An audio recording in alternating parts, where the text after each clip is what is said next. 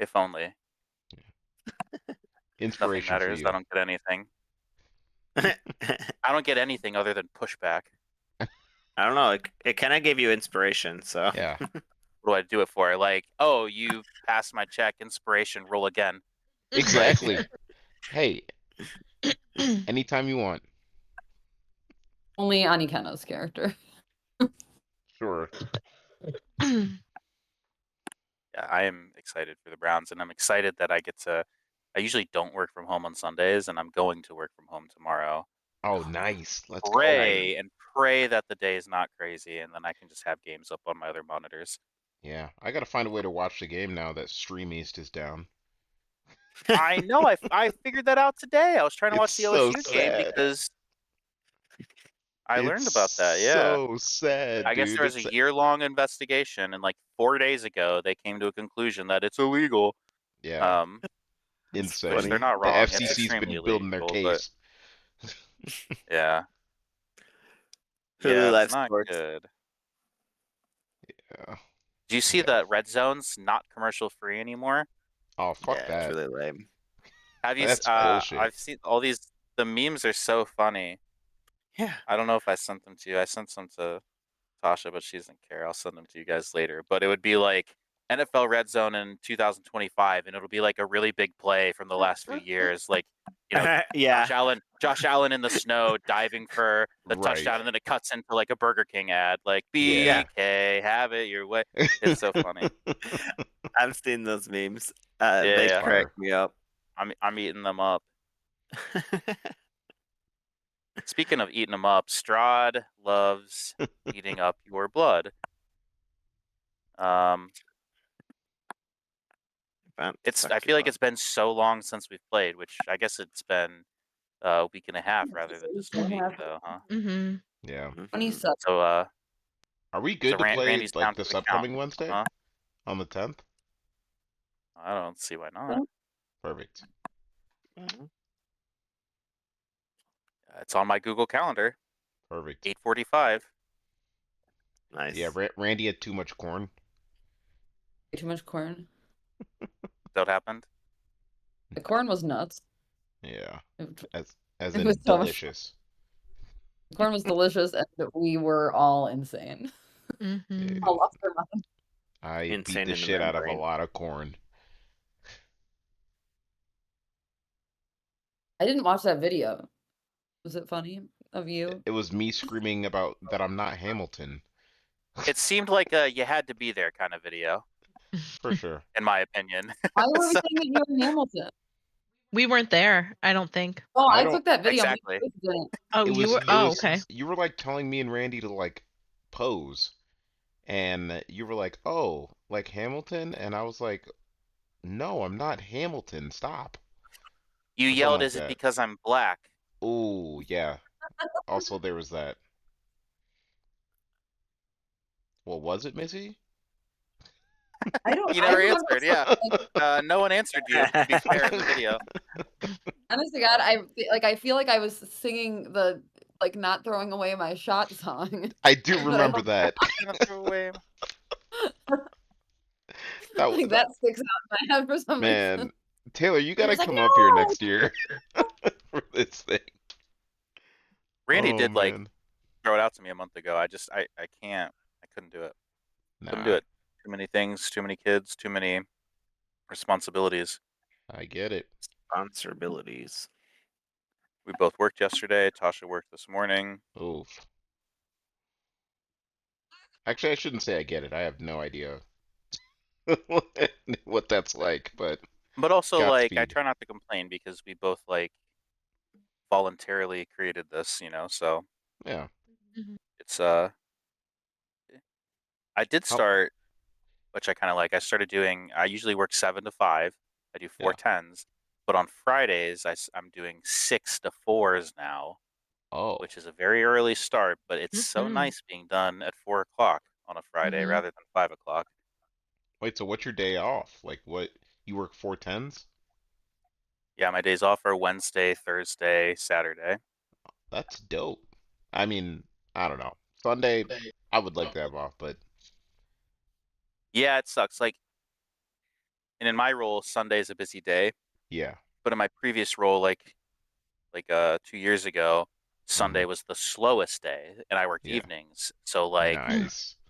I would log in at home and honestly just do nothing Yeah. for the hours of 1 to 11 and just watched football. Dude, you've been working It at was great. NetJets for 2 years? It's 3 years? almost 3 years. That's Wow. crazy. You But know. that also makes sense because I've been working at Goodyear. I'm going into my 4th year, which is nuts. Yeah, you're about to get your 5-year plaque soon. Can't wait. What is it? How does that work with Yokohama? Do you No. start over, or do you?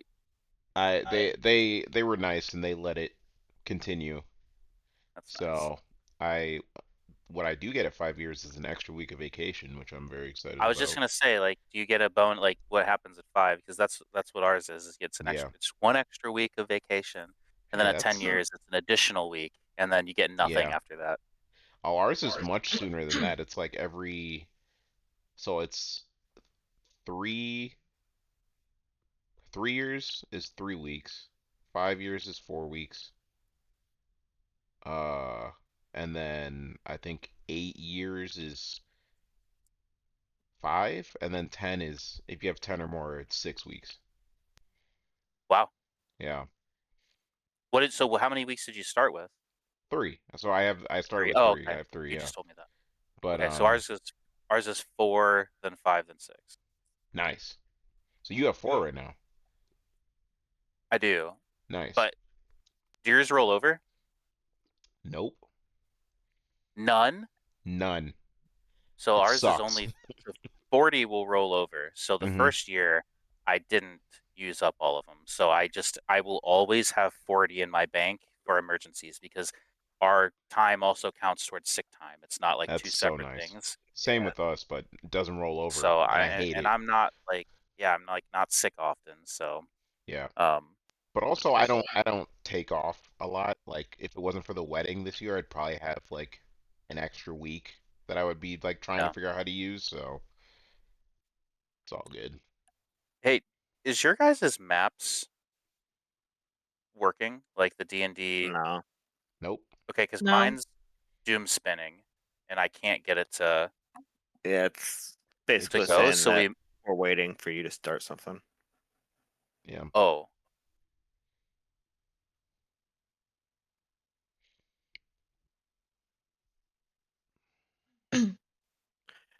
like What? no, go ahead. I I think was it's just just gonna. D&D Beyond because everything else works very quickly, but D&D Beyond is running very slow for me. Yeah, it Hmm. is a little slow, I guess, but A little And sluggish. like Yeah.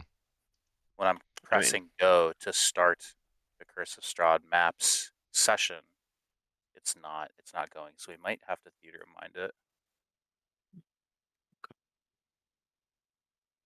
which is fine. Can maybe just share screens and pictures. Mhm. So what do we remember from last time? Missy, you're muted. Sorry. There was that shrine altar thing that we went to, and the 2 symbols were the Morning Lord and the sisters 3, maybe. Yeah, And then we did the like code thing. the Spider secret code. Yeah, Wolf Raven. And then the door opened, but then all these like giant apes came, and then a gianter hyena came, and they were Gianter. gigantic. And we were getting annihilated, so we tried to run into like under the waterfall. And then there were more mountain folk that looked like whatever mountain folk guy we have. Is it Kalaris? yeah. Yeah. There's Kalaris, and then the Dusk Elf you're with is Kavan? Sal. Oh. and Sal, yeah. But like the Casimir and I just get them mixed up, and I just keep forgetting their names in my head in the moment. And then But the when- two mountain folk look identical, but one looks nicer and one looks angrier. And now we are in a 10 foot wide, 7 foot tall, 100 foot long tunnel with a gray light at the end. And then Gav Dog got shoved into the wall, and then I wrote whoa, pop pop. Whoa, pop, pop. Yep. Yeah. So that was pretty darn good. I don't think there's really too much else that I would like call out and bring attention to. So Colaris, yes, is with you. And the people actually like came out and helped you. You know, they helped you fend off the creatures who were all kind of fighting each other and fighting you at the same time.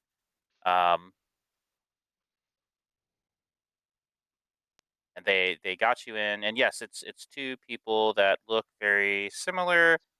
I suppose. Let's see what the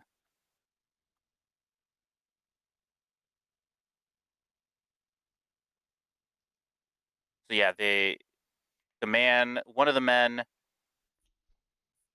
bears a long jagged scar across his chin, kind of a scowling face.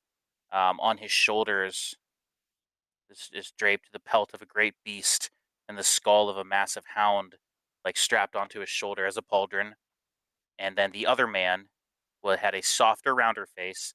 His hair was woven into two long, thick braids, woven with raven's feathers, and had just kind of a kinder, jollier look to him. They got you into the tunnel,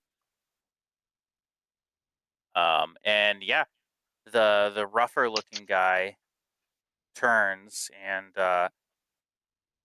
takes Gavdog and pins him to the wall. Yeah, like so, like Missy said, the room that you're in, it's a tunnel. It's 10 foot wide, 7 feet tall. Seems to be carved from stone, like just carved into the mountain itself, and stretches for more than 100 feet. You see pale gray light emanating from an exit at the far end, um, and he grapples you, Gavdog, pushes you up against the wall, and says, "Why have you come here? Speak! This is a secret place." Ah, we're looking for the Amber Temple. Um, Hattie.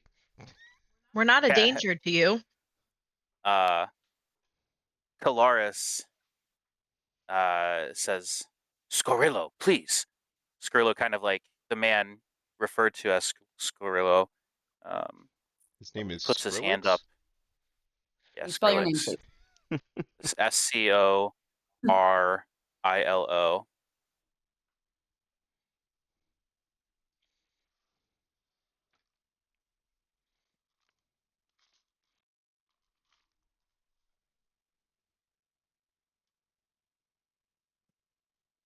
Um, Scorillo, please, and Scorillo just kind of puts up a hand, like don't like stop talking, to Colaris.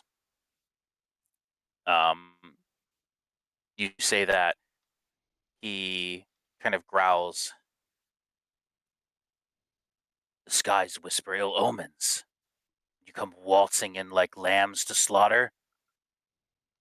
Lambs with daggers, perhaps. He looks down at your moon-touched rapier. Rapiers, bows. Perhaps we should interrogate you properly. Seize your weapons. Toss you back out for the mountain to deal with.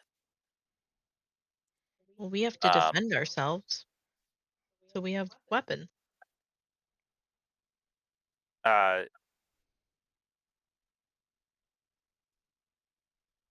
How tall are they? says, about the same size as Colaris there. I'd say they're shorter, maybe like 5'8", 5'7". Hey man, that's Um, average. yeah. Average. Randy's not here to say that. So you Can, say these are weapons can I to like defend yourselves. And, yeah, go ahead. roll to shove him off of me? He's got you in a grapple. Yeah, I'd say you could do another strength check right now if you wanted. You could do either athletics or acrobatics. 18 plus 5, 23. What? Is that athletics or acrobatics? That is acrobatics. You wait and feel for a moment of relaxation in his bones, and you slide out real quick and spin out of it and stand off to the side. He reaches down, and you guys are all kind of a standoff here. Throw my As he kind of rapier at him. pulls out his sword, as you kind of probably reach for your rapier as well. The other guy, not Scarillo, he says, "Whoa, whoa, whoa!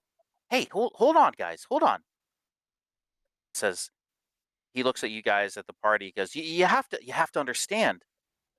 This is just we don't get too many outsiders. This is a sacred, safe space. He said, this is the tunnel to Soldav, the last bastion of Tauta, who the Barovians call the Mountain Folk. We were the first residents of the valley, which they call Gravisa, or which we call Gravisa, which is spelled Girvisa. It means fertile valley.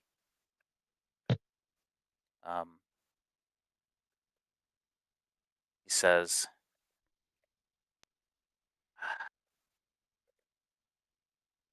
I don't know what they're supposed to be called. The Tauta, Tauta, they call the demons that you just fought out there amber cursed. Remnants of pilgrims who sought power from the mountain's amber wound, and they lost themselves in it. I know not their names. The amber cursed, just like the ones you saw outside, they've begun to grow more active lately. Is he They are specifically referencing, well, I guess, are you talking about the monkeys or the big dogs? both. Both of them. All right. There are many demons, many creatures, many amber cursed.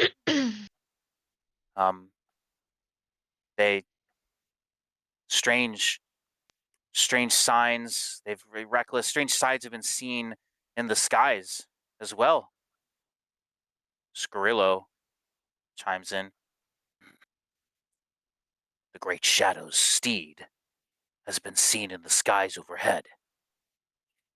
The castle's eye lingers on Mount Gacchus. Who are we to say that these ones are not more of the same, Como? The calmer one, known as Como, looks toward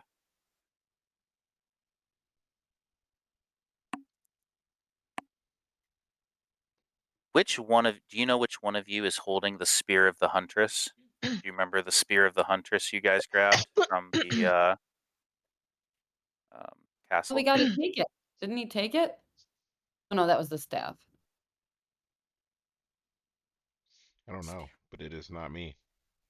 I mean, Is it Alex?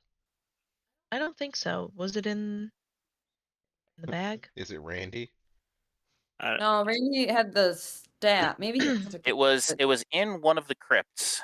right. You guys grabbed. I assume It was in that big, like, The place where you found everything cool, right? Yeah, it was like Mhm. when you guys were just Tomb Raiders for like a few weeks. It was awesome. Well, let's check. Let's see if anyone That's at Spear of the the Huntress. Hang on. I don't think I have it. I'm looking too in the bad D&D bag. Beyond is just Yes, dude, D&D that's Beyond is just true. not working for me today. Raheem comes in, we're fucked. Oh.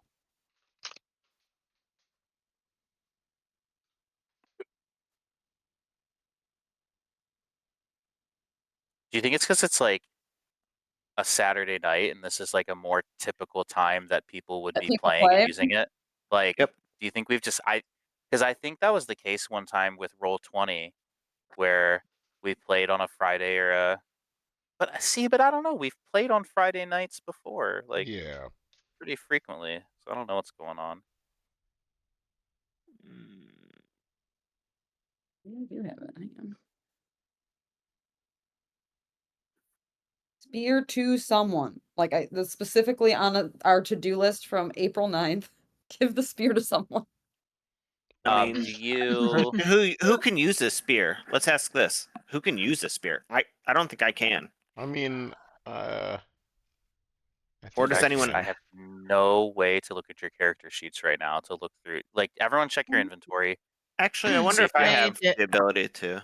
You can't check Randy's. I might be able to. You 'Cause, can't. I can't I get must have anything on D&D Beyond to work right now, unfortunately. Let me see alright, in hold up. I got campaigns. you guys. I got Dunkel pulled up here. Or Oh, cool. yeah. Because if not, I'm gonna default to Sal and say that Sal has it because he has the bag of holding. Randy does have a spear in his inventory, but I don't know Does if it that's. just say spear though? Yeah, it just says spear. So like, I'm not Okay. assuming it's that one. If I find it in here, I will let you know. I'm gonna keep. It's all right. Which character do you think would, out of you guys, out of your party, would be carrying a spear across their back most likely? Hattie? Not me. Yeah, I mean, like I have a lot of spears. Okay, Skrillo chimes in. He says, you know, the great shadow's steed has been seen in the skies overhead. The castle's eye lingers on Mount Gacchus. Who are we to say that these ones are not more of the same, Koro? Como. Como. Como spelled C-O-M-O. Como puts a finger up towards Skrillo, like a pause, stop. Skrillo does not like that much and starts to protest. Como says, look. Skrillo, his eyes turn towards the spear on the back of Hattie's, across her back. The spear of the huntress. Where did you find this? It wasn't it even like Strahd's vault of shit that we stole out of. Had a lot of stuff. You took this. This crypt. Yeah. This vault. Whose was it? Whose vault was it? It's in Strahd's fucking castle. Where else would it be? Oh, whose Well, crypt did we get out of? Who's the huntress? yes. Good Yeah. lord. Well, give me a second to sit down and You're think good. about You're good. it. It was Gone he through a lot in says the last Hattie sits down. this couple of days. Como explains this spear, this weapon that you bear was stolen from our people by the horned scourge, King Dostran, who you remember that crypt belonged to, Yes. many centuries ago. I, I can't believe you found it. And Wasn't Skrillo says, they probably stole it as well. Somehow tainted it. Well, from They who? say, From King Dostran? He's dead. Skrillo says, I need you to to explain yourselves fully before my people reveal any further information about King Dostrin, about the forest folk, about Strahd, and about that spear. Um, and he starts to um, say more, but he's interrupted by something.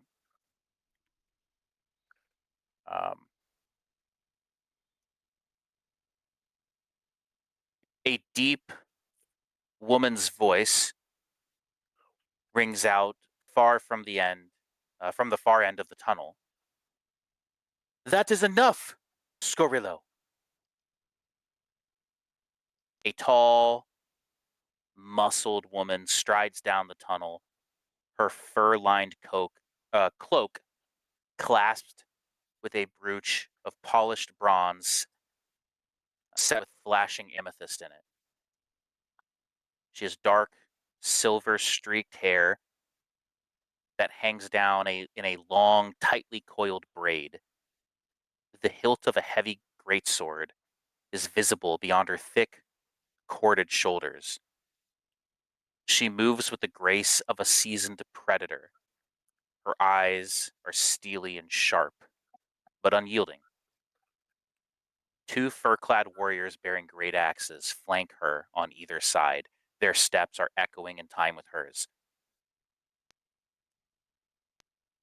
The woman stops, just short of your group. Her gaze locks onto Scarillo's like a hawk. Is this how we greet those who find their way to Soldov? With threats and axes drawn? Scarillo tightens his grip on his spear, his jaw clenched. The skies have shown us ill omens, Mother, he replies. Shadows move where they shouldn't. Strangers wander where they have no right. Caution is not a crime. The woman's brow furrows, but her voice remains calm. And paranoia is not strength. Your fears do not excuse you from our laws, Scorillo. Como made his choice to bring them here. He chose to let them in, and if that choice was a mistake, then the mountains will make it clear soon enough. Scarillo exhales sharply, stepping back reluctantly and lowering his eyes. Very well, he mutters, his gaze flickers over to you guys. But if their deeds don't match their words, I'll be there. The woman nods. She turns to you, her expression softening while her eyes remain watchful. You must forgive my son's enthusiasm, she begins. His eye for danger makes him a fine warrior, but Soldov is not without its hospitality.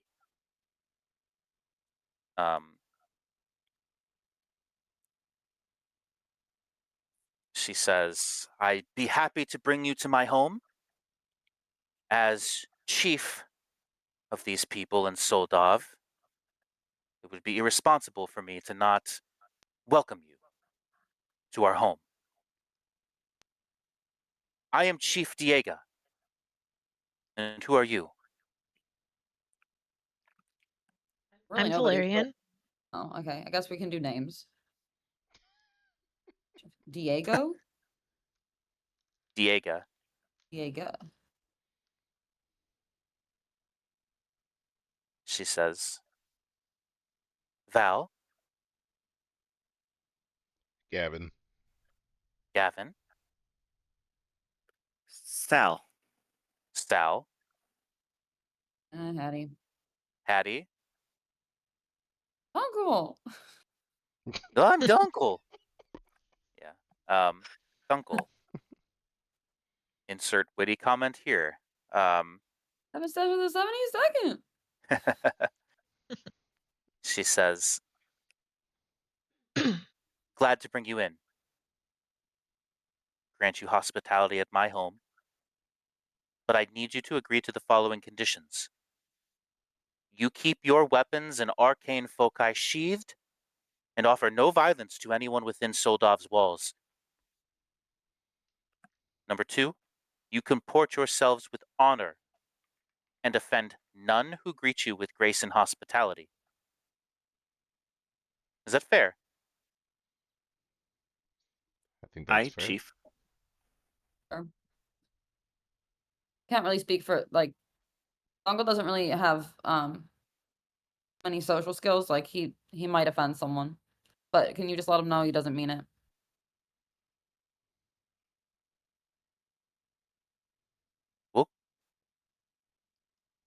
We'll give a little grace where grace is earned.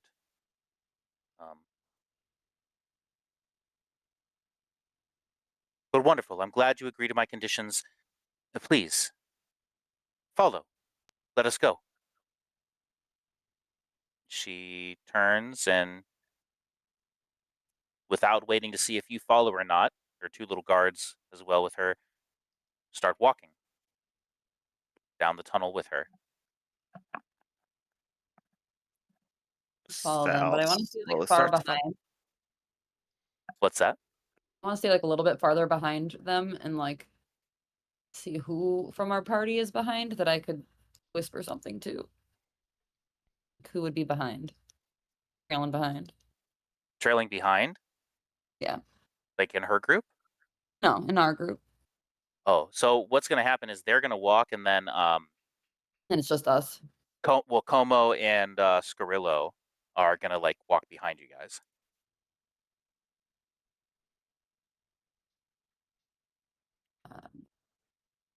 I'll try to whisper to Sal and just say, do you think we should tell her that Strahd comes to us every night?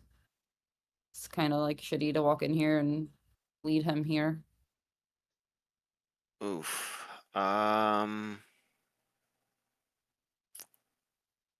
we don't know when or where we're gonna be tonight. I mean, we might not stay here. Right, so maybe we just like go out on the top of the mountain to go to bed. But then there's all those monsters and gorillas and shit. Like we can't do that. It's true. Perhaps it should be something to consider. And like once we're in there, we can just tell her like, hey, just so you know, this isn't our fault. Or should we tell her before and then she won't be as pissed at us? Like then she won't think we're trying to We're pull one not. over on. Yeah. No. Good point. Good point. I like where your head's at. I think we should maybe tell her, but let's check with Gavin and Val too and see what they think. Psst. Yes, we're What? playing telephone now. What do you think we should do? You think we should tell the chief lady that Sal that Strahd comes to us every night? Sal comes to us every. Yeah, Sal's a real perv. We gotta Just tell. watches you sleep for a while as he's trancing. He only sleeps for 4 hours and he just watches us. We gotta let her know.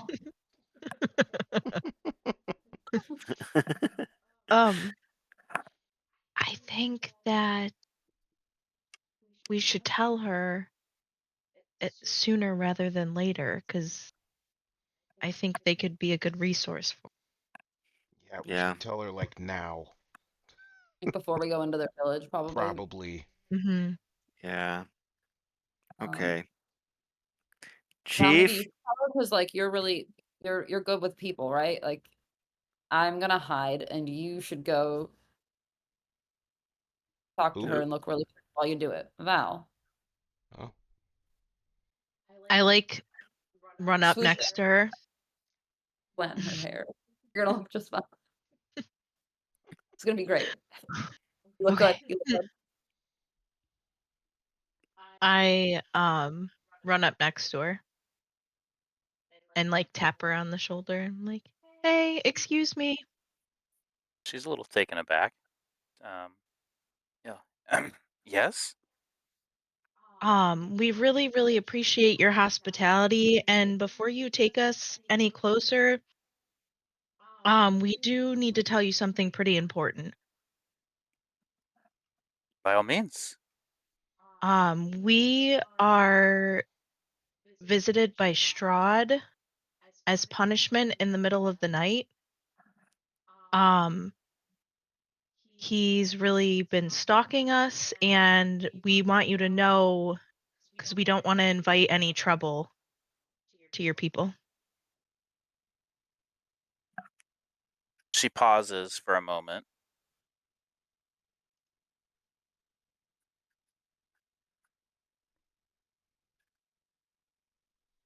Um,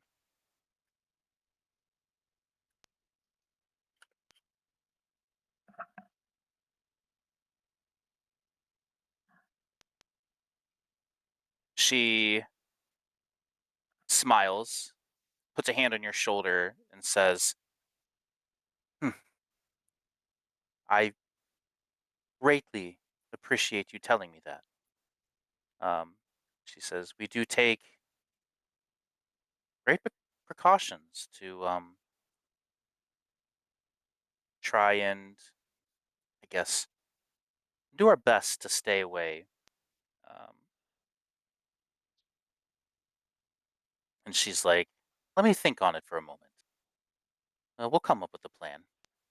But yes, I think it was the right call to tell me now than have Strahd waltz in here if he can.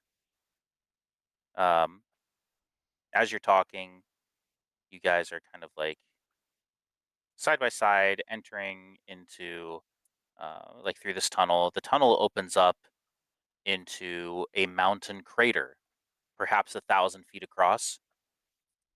Its walls rising steeply around you like a giant bowl. Snow blankets the ground here in soft layers, broken by a rocky central avenue that splits off into dozens of smaller paths and trails crisscrossed by footprints and animal tracks. Nearly 2 dozen wooden huts rise from the snow along the crater's edge.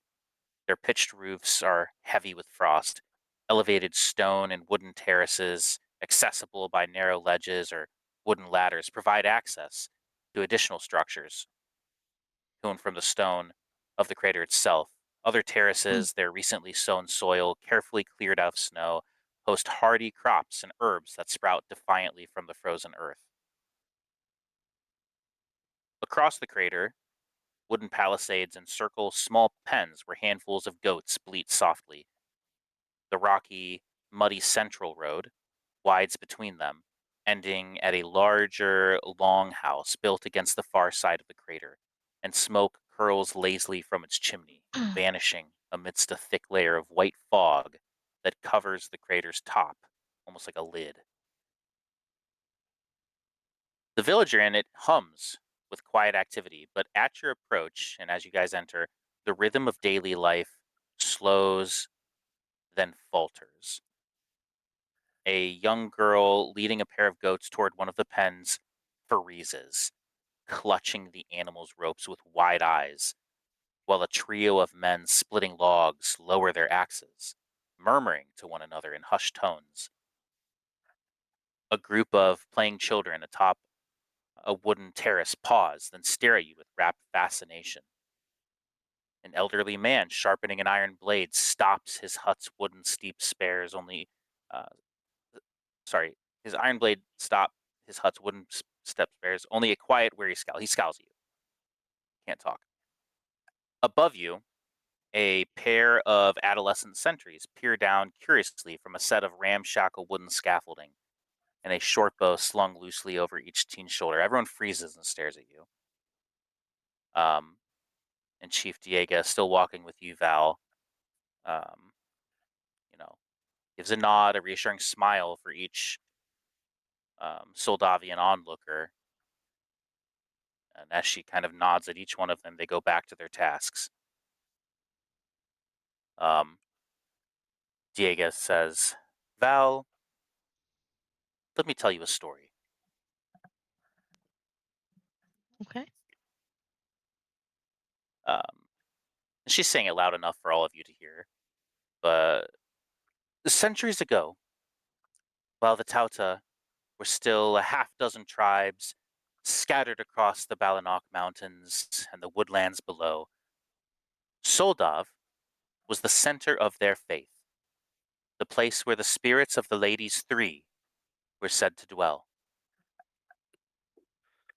Over 500 winters ago, however, Kavan the Merciless stole the spear of the huntress from her fane, conquered the Balanok Mountains, and ruthlessly united the tribes beneath his own banner. As she says that, she kind of glances over her shoulder, looking at the spear across Hattie's back.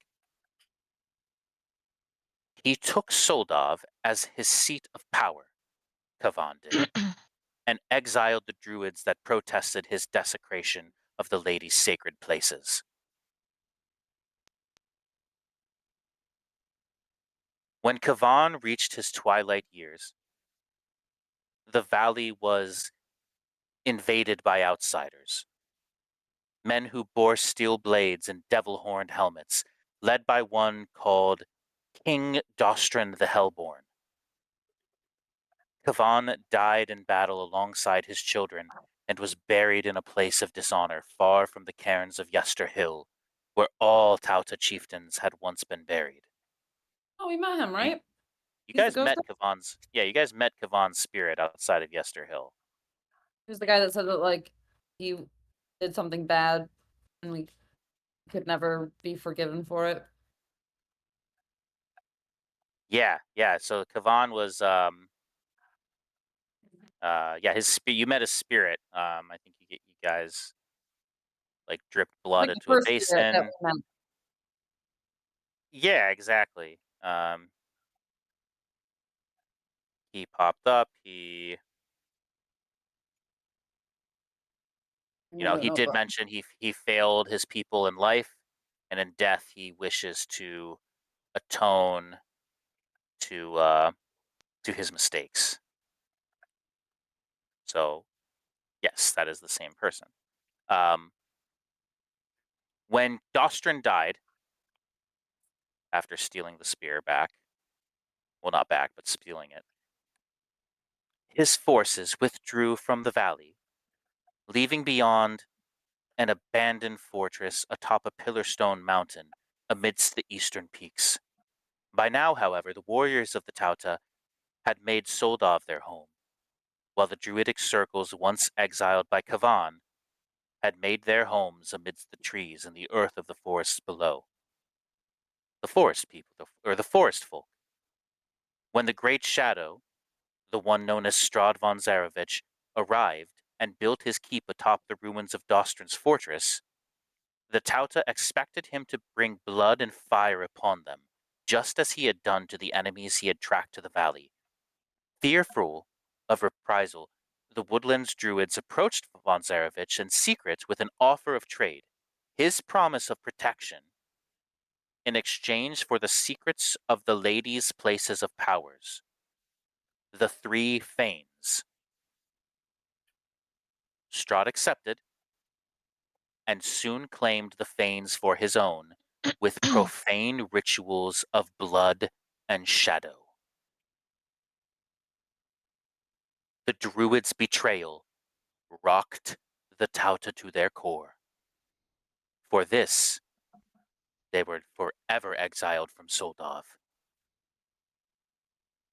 Those that remained in Soldov became known to the Barovian people as the Mountain Folk. Those that joined the Druids became known as the Forest Folk. Since then, the Mountain Folk, who consider themselves the true Tauta, and the Forest Folk to be sniveling servants of the Great Shadow, have remained largely within Soldov's walls, venturing forth into the Balanok Mountains to gather food and supplies, but remaining careful to avoid the Great Shadow's notice. The castle and its servants are ignorant of Soldov's existence.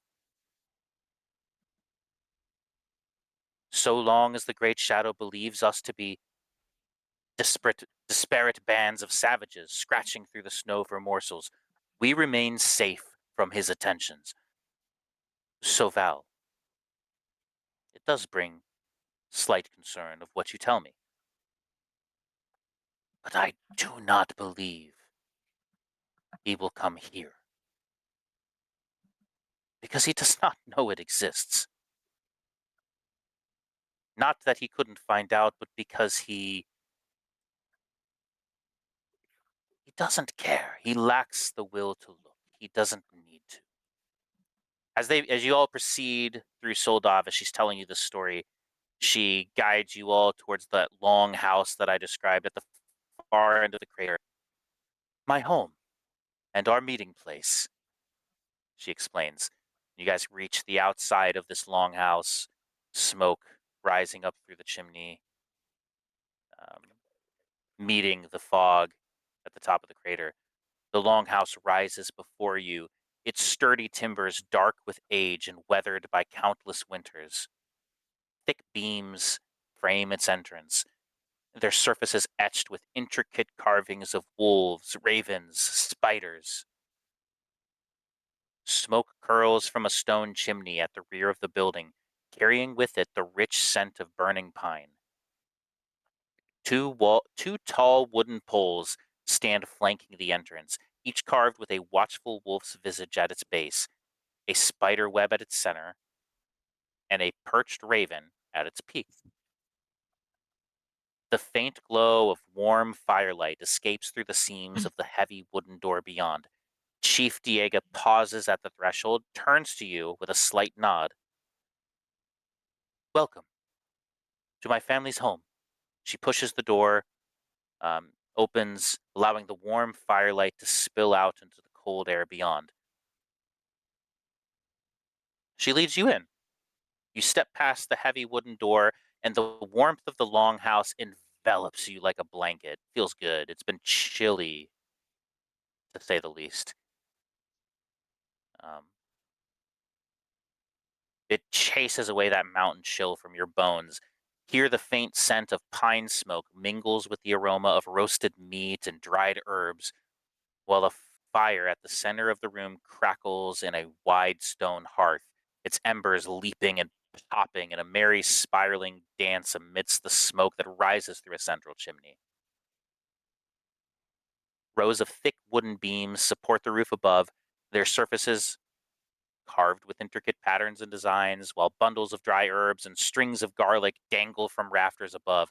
Upon a raised platform at the far end of the chamber and overlooking a cluster of wooden benches that ring the central hearth is a large, elaborately carved wooden chair draped in thick animal pelts and flanked by stone braziers that burn with golden flames. Beyond it is a tapestry depicting a lush mountain valley that hangs against the old stone wall. To the left, a heavy curtain made of thick wool hangs across an arched doorway, its edge swaying lightly in the draft. And to the right, a reinforced wooden door stands beside a smaller opening framed with carved wooden panels. That carved chair that you see is essentially looks like a throne. Um, and, you know, you guys are in there. You guys hear a giggle from overhead.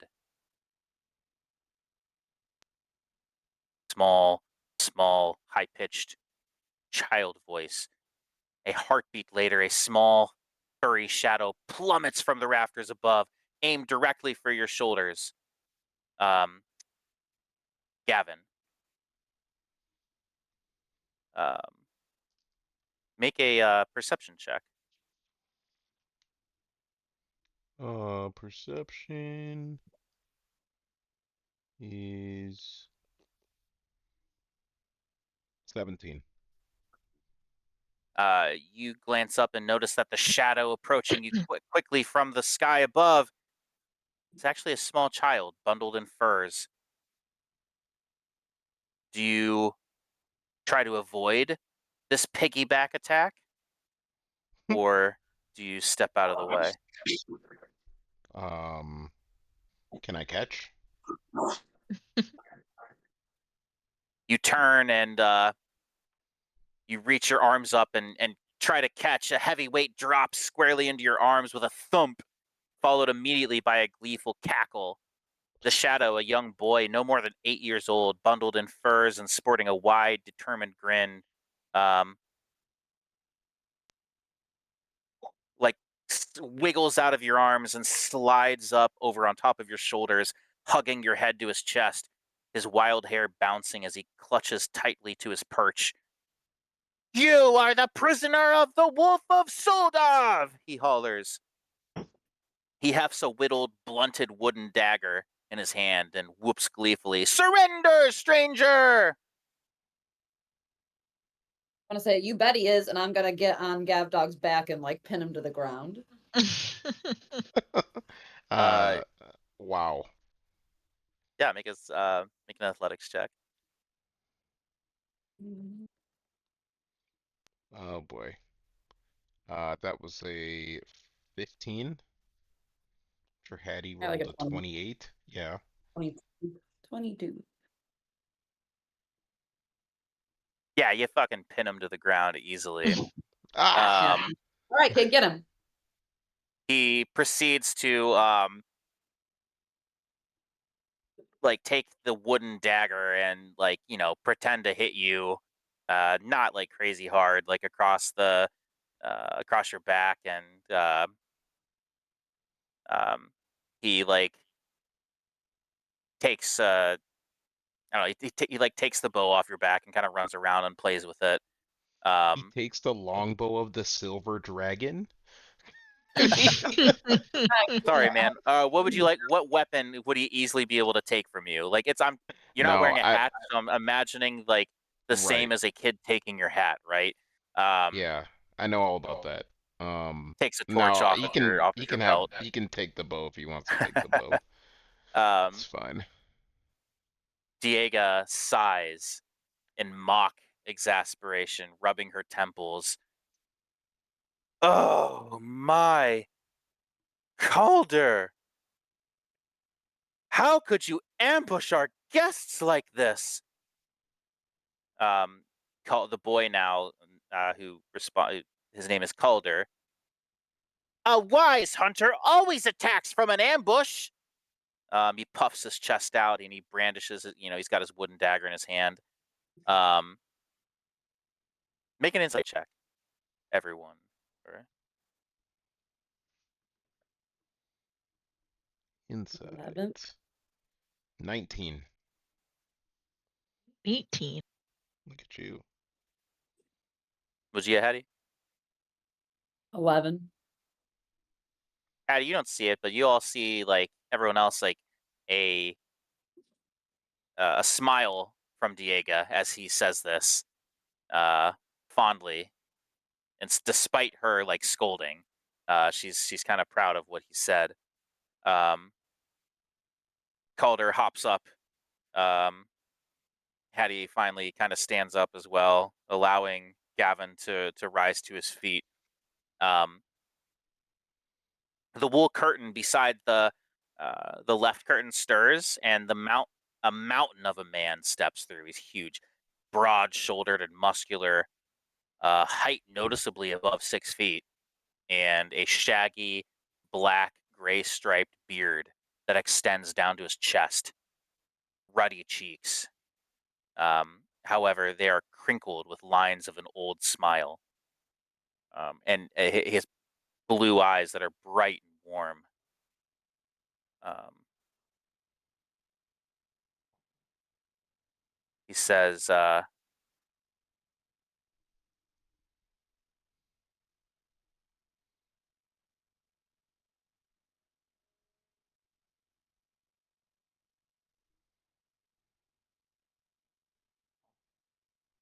moment.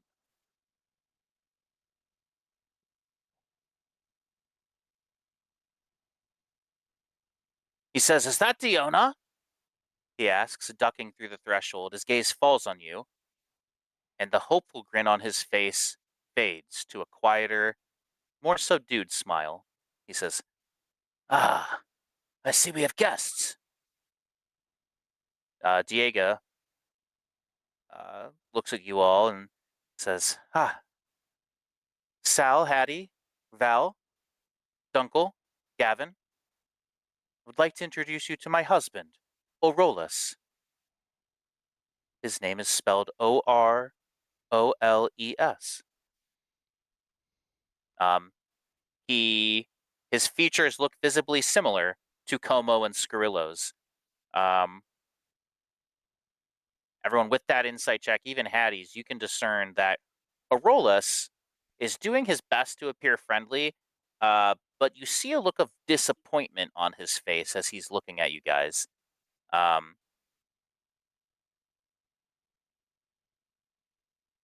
Diego proceeds and says, Diona is Orolus and Mai's eldest daughter. She is heir to inherent of my chiefdom. To prove her strength, wisdom, and will, Diona has undertaken a journey to the halls of the Amber Shadow, the mountain folk's name for, I believe other people may call it the Amber Temple. She was accompanied by 3 trusted companions, and she must meditate upon the nature of leadership without succumbing to the darkness that dwells there. Diona departed for the halls 3 days ago and is due to return in 3 days' time, as per the requirements of the rite. 3 days for the past and 3 days for the future, she muses. Orolus, how could you forget? Surely you haven't forgotten my own rite of passage in the Amber Halls. It's been 3 days. She's halfway there, Orolus. He says, how could I forget? He replies with a chipped smile, wraps his arm around her shoulders. He says, you only nearly killed me twice. Diego continues on, and the Tauta have dwelled in the shadow of the Amber Temple for as long as our people can remember. Our spoken histories go back over 1,000 years, but for as long as we can recall, the halls of the Amber Shadow have stood atop Soldov's sister peak, long since abandoned by whichever people once raised them.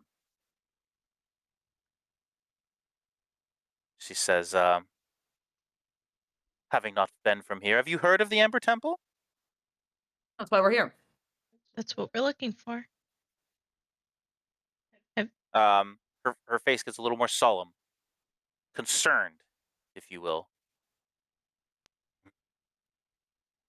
The halls of the Amber Shadow harbor deep and terrible dangers, of which the Amber touched, such as the demons you faced outside of our walls here, are the least of your concerns. The lure of Amber has long lingered across these mountains. Its song, a honeyed whisper that draws fools and even madmen from all corners of the valley, even beyond the mists themselves. Tell me, what is your reason for traveling there? Need Brightblade.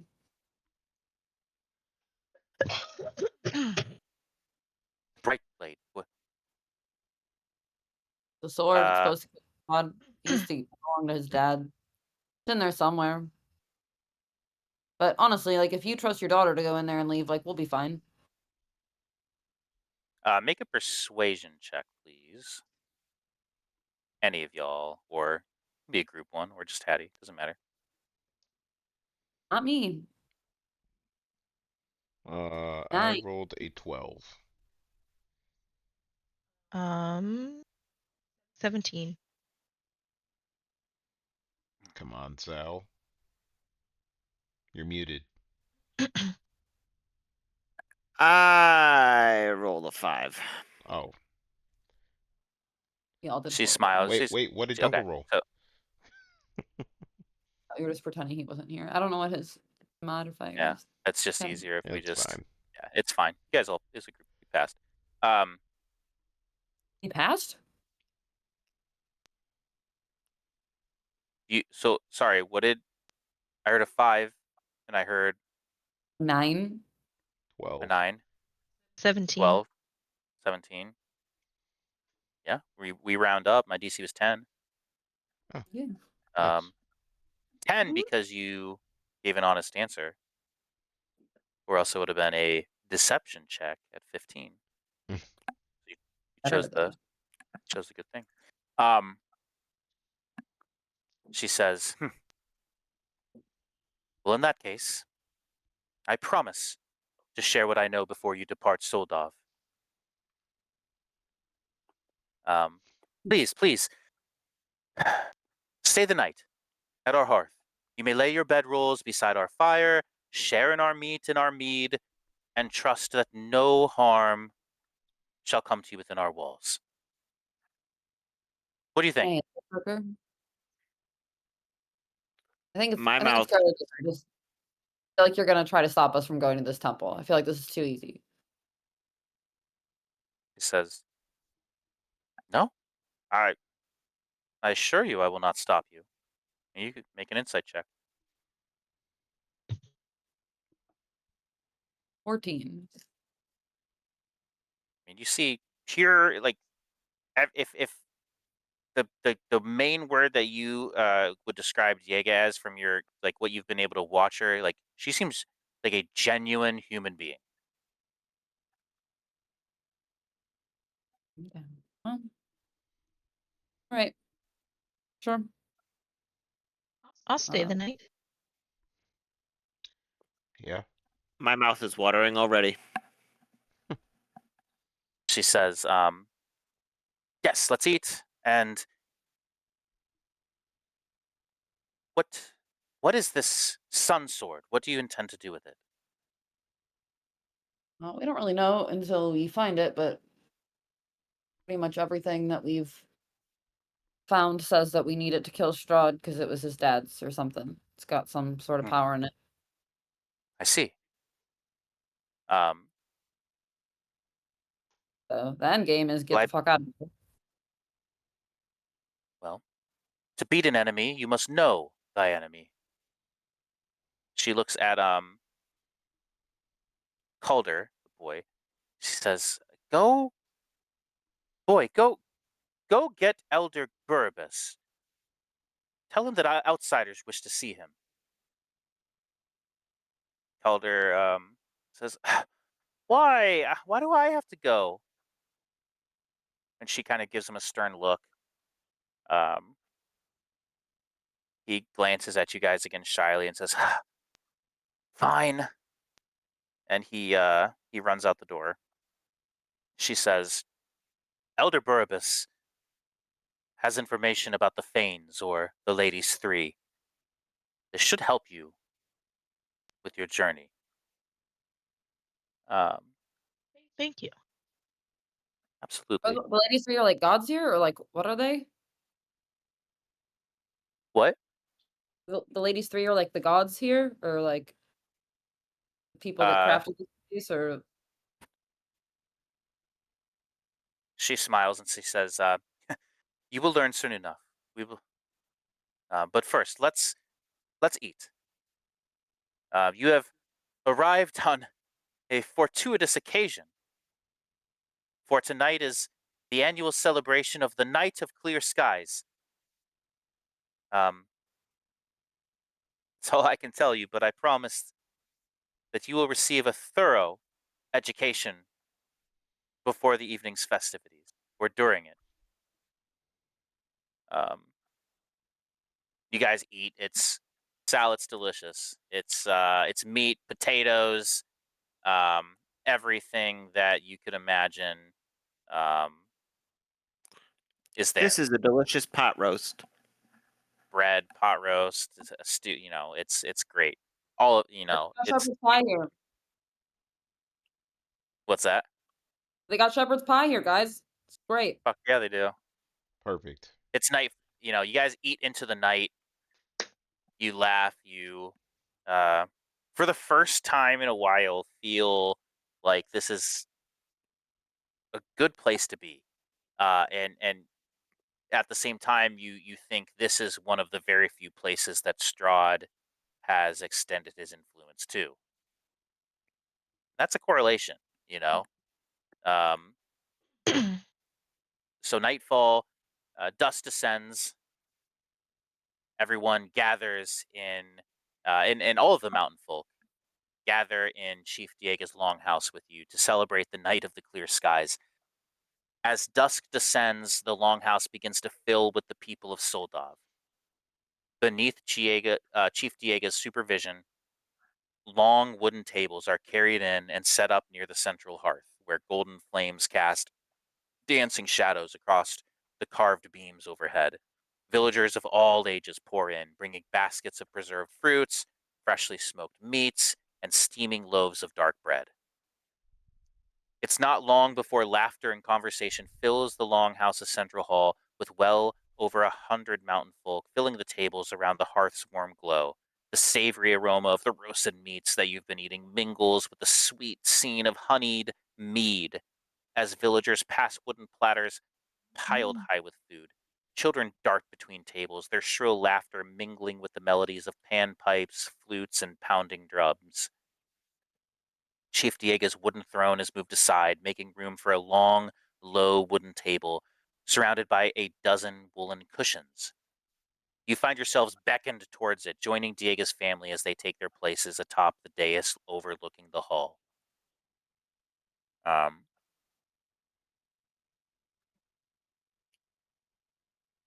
as the feast unfolds, Aurolus, the husband, stands from his seat at Diego's side. He excuses himself and vanishes past the heavy woolen curtain. A few minutes later, Aurolus returns.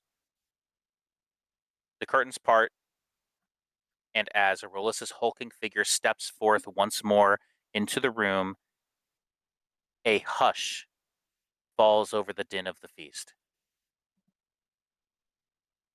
A long rune-carved staff is clutched in his left hand, its polished wood etched with symbols that seem to shimmer faintly in the firelight. With each step forward, it strikes the floor with a deep, resonant thunk, sending echoes through the quiet, ancient hall.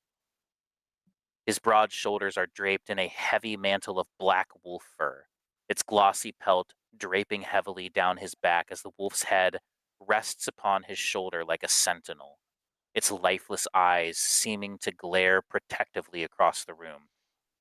His face is painted with streaks of white and crimson, the white tracing lines across his brow and cheekbones, and the crimson running from the bridge of his nose down in his jaw in jagged vein-like patterns. Perched atop his head is a headdress fashioned from the bleached skull of a mighty elk, its jagged, sprawling antlers stretching high above him and casting long, jagged shadows across the walls of the longhouse.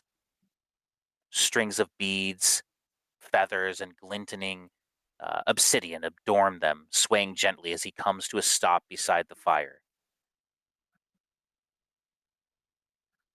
For a moment, Aurolus stands silently before the hearth, his massive form silhouetted against the flickering flames. He raises the staff high and drives its end against the floor with a resonant thud, the sound reverberating through the structure like the echo of a distant drum. When Aurolus next speaks, his deep, rich voice rings through the hall, piercing through the silence like an arrow. Long before the Lord of Ravenloft cast his shadow over the land, before the sword of Dostran cleaved across the valley, before Kavan's folly turned brother against brother, the Tauta wandered the world alone, lost, yet seeking. Our voices rose to the heavens in desperate prayer, scattered and weak like leaves blown by the wind. One night, as the sun slumbered and the moon hid her face, 3 voices answered us from the wilds, soft and strong, like the murmur of a wind through the pines and the roar of the river's depths. They called to us. They led us, unseen but ever present, through barren wastes and treacherous peaks, to a place of bounty and beauty. Gervisa, our wooded valley, where the rivers sang and the trees danced in the wind. Aurolus pauses, his voice lowering with reverence. It was here that we first came to know the Rosanna, the ladies 3 who had led us here.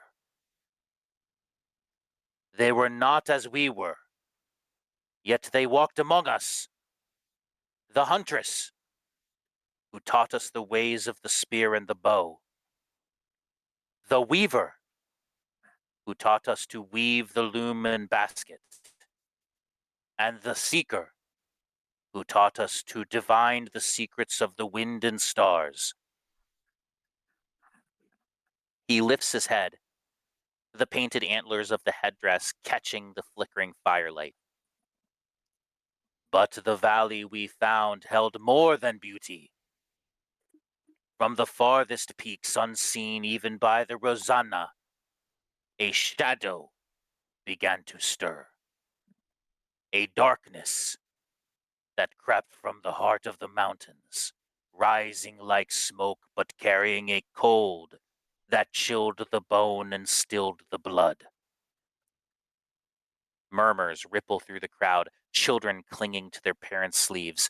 The fire itself seems to dim, its light shrinking as the shadows around the edges of the hall grow stronger. Aurolus's voice rasps through the air, his knuckles growing white as he clutches the staff to his chest. And so the devourer fell upon the valley, a great and terrible void that knew no hunger but to consume. Its darkness boiled the skies, veiling the sun and moon. As the trees withered, the beasts fell silent, and the land itself seemed to despair. He leans forward, and a new note of strength grips his voice. But the Rosanna, the ladies 3, would not bow to the shadow. Their voices rang out across the valley, singing with defiance and memories of light. As 3 radiant stars, they soared to the heavens and met the devourer in a battle. His voice grows fierce. He strikes the staff against the ground, a sharp crack that resonates through the hall. For 3 days and 3 nights, their battle shook the earth, the skies raging with light and fire. But the ladies' will did not falter. And with a final note, they pierced the devourer's heart, tearing the darkness asunder and revealing the clear skies beyond. The devourer fell, its broken form cast down to the west, and light returned to the valley. Aurolus lifts the staff, holding it high. In thanks, the Tauta raised 3 fanes to honor the Rosanna, holy places where their guidance may never fade. To the huntress, fane of the forest, where the wind stings her fury. To the weaver, the fane of the swamp, where the waters whisper her name. And to the seeker, the fane of the mountain, where wisdom awaits those bold enough to seek it. As he lowers his staff, Aurolus's voice softens, though it loses none of its power. And so, every year, we gather on this night, the night of clear skies. We honor their triumph. We honor their gift of light and life. And we remember that even in the darkest times, the voices of the Rosanna guide us still. For a moment, the hall is silent, except for the crackle of the fire and the hissing and popping of its cherry red embers. Then Chief Diego stands, hefts her mug high in a toast, and shouts, "Clear skies, bright stars!" The hall answers in an echoing cry, mugs lifted towards the air. "Clear skies, bright stars!" Everyone starts to cheer and like clink each other's glasses, and kind of everyone nods and hugs each other. "Clear skies, bright stars! Clear skies, bright stars!" Arolas returns to Chief Diego's table, removing his headdress and his pelt and setting his staff aside. As he returns, he looks at you all and says, he like looks a little tired actually. I hope you enjoyed my story, and I hope I did it justice, just as the Keepers of Voices have done so since the night was first celebrated. What do you think? It was very good. I was touched.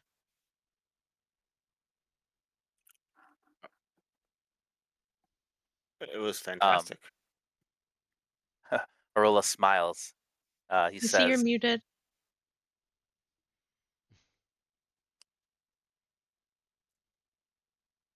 Still muted. Arola smiles and says, millennia ago, the Tauta were a group of nomadic tribes seeking sanctuary amongst a world torn by war and conflict. According to legend, the Ladies Three guided them to the valley, Yarvisa, now called Barovia, where the Tauta found a home of peace and plenty. Um, according to the story, the valley held a hidden darkness, the Devourer, an entity of dark fog and endless hunger. And enraged by the arrival of the Tauta, the Devourer rose up and blotted out the skies, threatening to extinguish all light in the valley. Only the ladies held the power to stop it. Together, they rose up to destroy it, thereby returning life and light to the valley. None among the Tauta fully know the lady's true nature, be it fey, divine, primordial, or something else altogether. We don't know. However, for as long as the Tauta have dwelled in the valley of, or amidst the surrounding mountains, the Tauta have placed their faith in the ladies to guide them. Even now, he says solemnly, centuries after we have last heard their voices. He kind of closes his eyes and he opens them again. No one knows what the Devourer was. No one knows where it came from, and no one knows where its endless hunger came from. However, according to the legend, the whispering wall that has long towered above the west side of Yester Hill rose from, or is all that remains of, the Devourer's corpse. Um, have you been to Yester Hill? Have you seen this wall? Yeah, we went. We have. Hmm. We didn't know that was what it was. Please tell me. Como, the friendlier son, says, "Oh my, what did you do there? Why did you have to go to Yester Hill?" To fight the fucking forest people that were trying to kill us. He kind of like uh, Arola spits at the ground. Como does as well. Pity for the corruption at Strahd's hand. Actually, like, we're not that hard to beat, to be honest. I'd believe it. They all kind of chuckle and nudge each other, like probably a pretty easy fight, those forest folk. Um, Calder, the young boy, and says, "Oh, was it a valiant battle?" His eyes are Yeah, but wide, absolutely fascinated by you guys. you would have been able to take one out, dude. No questions You really asked. think so? And he holds Yeah. up his like wooden knife dagger and pretends to stab, like, I get him like that. Yeah, you would, but like, don't go out on your own and actually try it, but you definitely would if it came down to it. Diego says, "You, you really think you can defeat Strahd, huh?" We got to try, right? Because, well, um, yeah, I suppose you too. On that note, Scarillo stands from his place beside the table, takes a deep swig of his mead, and then spits into the crimson flames of the stone brazier beside him, causing them to hiss and dance with sputtering pops. A murmur ripples through the crowd nearby, and Scarillo glowers darkly towards you. "The wind tells me your words are hollow."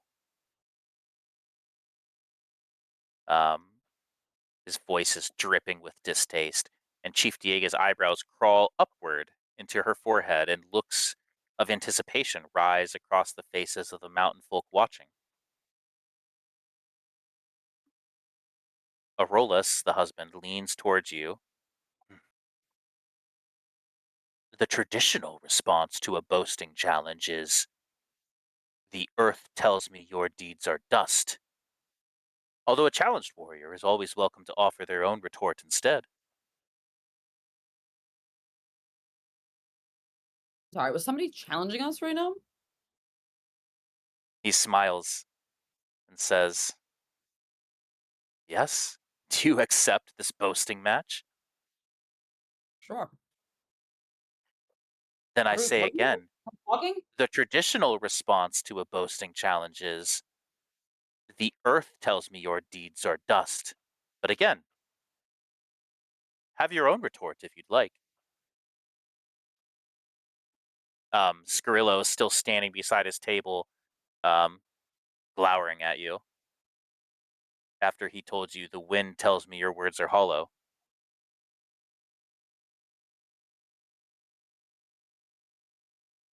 You guys are just roasting each other right now?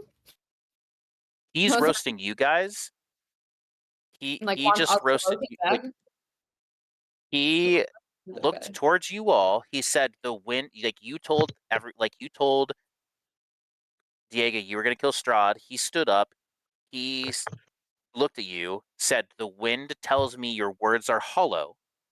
Arolas, who's sitting at the table with you, the husband, leaned in towards you guys, did one of these, and just said, like, "Hey, by the way, the traditional response to a boasting challenge is this: 'The earth tells me your deeds are dust.'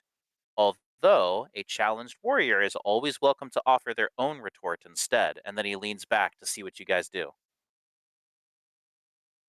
Like he is I'll say essentially saying this is like a traditional thing just that, what you do to roast them yeah. back. You could just roast them. I'll say the only hollow thing here is your mom. Ooh. Um, Roasted. Boom, roast. Scarillo bear. Um, Diego looks offended. Because she's his Sorry, mom. Diego. This is just for the Oh Um, roasting. no. she kicks you out, and you never can come back. Um, Listen, this is a roast. Scarillo bares his teeth in a feral grin. His eyes, his sharp eyes narrowing as he steps towards you. "Come then, Strix," he sneers.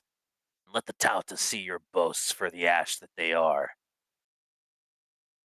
Um, Diego stands and announces the rules. She retrieves her great axe from its place against the throne and pounds its haft into the wooden floor. "Tonight we shall let the fire judge whose voice rings truest," she intones. "3 boasts. 1 for the deeds of yesterday, 1 for the strength of today, and one for the future yet to come. Prove yourselves with courage and wit, or falter and bow to your better. The hearth is watching. She turns to Scarillo, her son. Scarillo, do you challenge these outsiders together? At Scarillo's answering nod, she turns to you.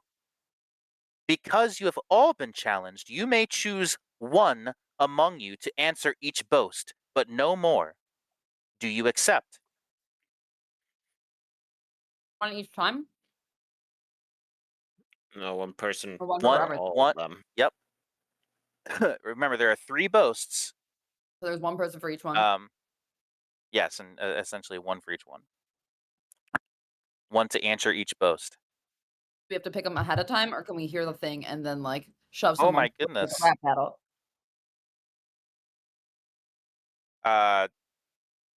Sorry, what?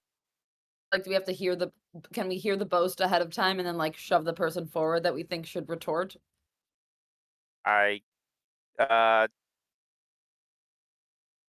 she just says choose ahead of time. Alright. Here's the rules. So because you're asking these questions, Diga says, I call upon each side to place their wager upon the floor of this hall so that all can see what the victor may win. So aside now, Arolas, who's the older man that told the story, friendly banter with you guys, quietly explains that each side in a boasting match is expected to wager something of material or martial value, which shall be collected by the victor. Scarillo places in front of him um, a horn that looks like it's kind of crafted from the horn of a mountain ram. Its surface is a deep, rich brown, carved with intricate runes and bound in blackened steel, engraved with the head of a howling wolf. And at the widest curve of the horn reads in Druidic runes, which Dunkel could read to you, says, May the winds heed my cry.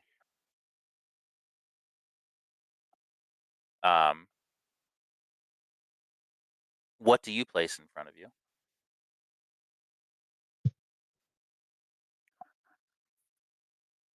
Mm,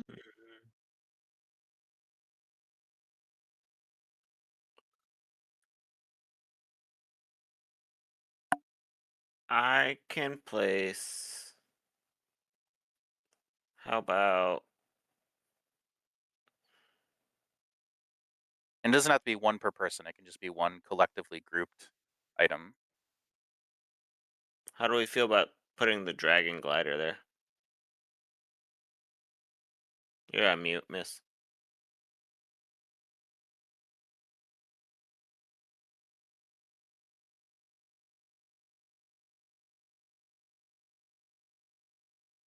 You're muted, Missy.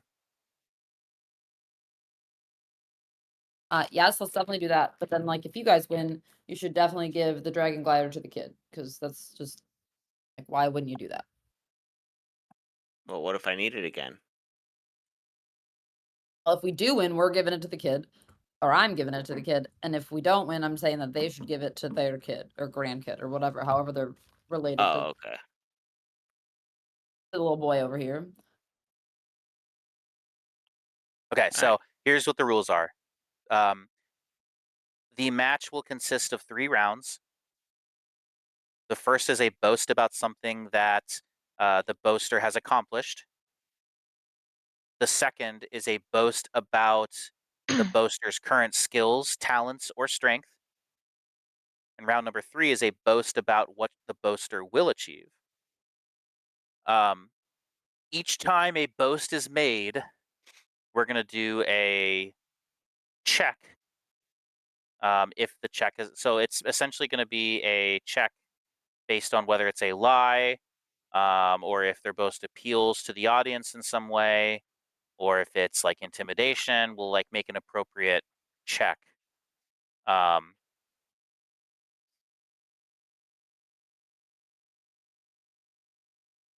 and like there will be, you know, ways to like hidden to you ways to make it on at advantage and ways to like kind of disadvantage, um, you know, depending on what it may be. But each time a boast is made, depending on the result of the roll, um, you know, something will happen. So essentially, your boast will win if your check exceeds the opponent's check, if that makes sense. So it's rollsies, kind of, you know, Mm. a little bit. So um, to go in the first round, Scarillo brandishes the jagged, blackened canine skull mounted on his shoulder.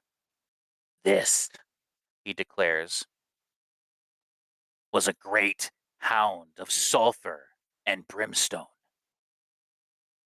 It came to the mountain slopes, bringing fire and ruin. Alone, I drove my axe through its maw and claimed its skull as my prize.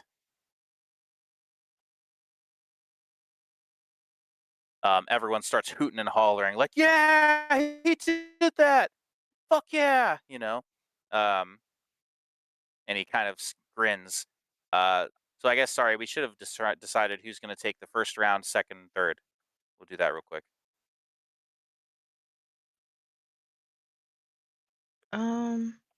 I can go first, I guess, or second, or third. I don't care.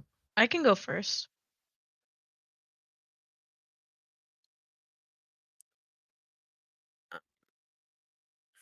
I can go. Would you rather go second or third, Missy? Because I don't care either. I'll go second. Okay.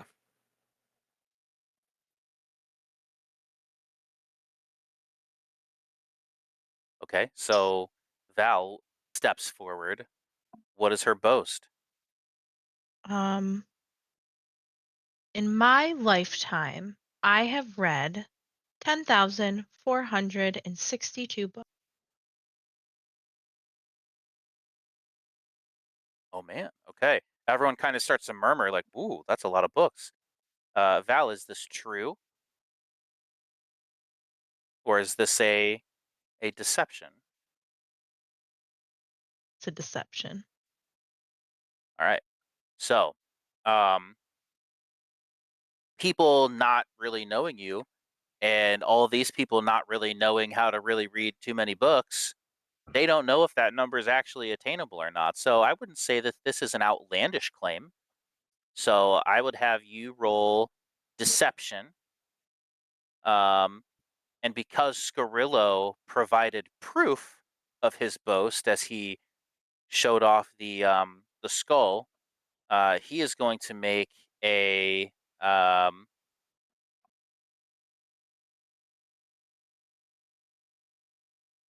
a persuasion check because it appealed to the audience, and he's going to do it at advantage because he showed proof. So you're going to do a deception check, and he's going to do a persuasion check at advantage.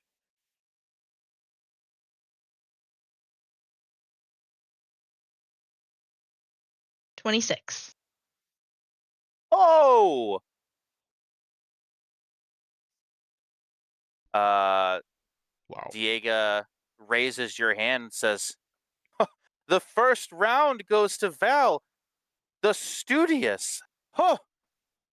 Yeah, Scarillo certainly could not read that many books. Scarillo, like, looks pissed off, like, glowering at you with his 19 that he rolled. And I bow to the audience. Skrillo cracks his neck a couple times. He takes his spear from where it leans against the wall and he slams it into the floorboards. No Tauta can rival my aim with the spear. We're in round 2 now. When my hand guides it, its point strikes true. I was gonna say, you aren't going to be able to throw that spear with no hands, and she's going to rage and try to grapple him behind his back. Oh, you're trying to fight him? No, I'm just trying to grapple him, like try to like disarm him. Like he's saying that he can like use a spear, and I'm saying if you can't use your hands, you can't use your spear.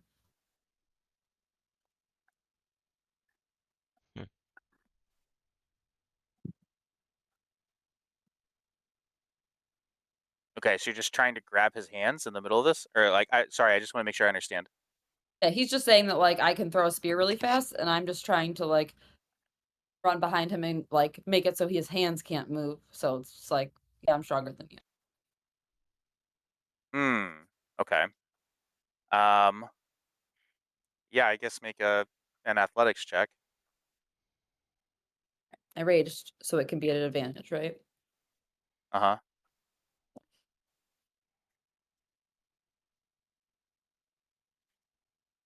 Whew, my goodness. Does it beat a 10? It was a natural 19 plus 8, I think. Yeah, okay. Yeah, you grab him by the arms. The whole crowd kind of starts to murmur and like get on edge and stand up, and Diego kind of holds her hands up to the rest of the crowd. She's like, quite a boast. Now Patty, these are boasts of our words. This is not a physical battle. Is a boasting match, not a wrestling match. Well, fine, but I said that I could beat him, and I did. She kind of raises her eyebrows and says, she does have a point, Scarillo. Can you break free? And he starts to try to yank, and he can't. So you can do a performance check with advantage, or do an intimidation check at advantage, and then he's just going to make a normal roll, which is just persuasion. So yours isn't yours is intimidation at advantage, and then Scarillo's persuasion not at advantage. I got a We'll 16. say disadvantage because you embarrassed him. So he rolled a 15 at disadvantage. What'd you get? I got a 16. Oh!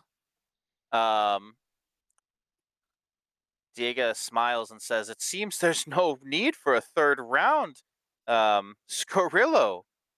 And his hands curl into fists, and he storms out of the longhouse into the cold night alone. Okay. Hi, bro.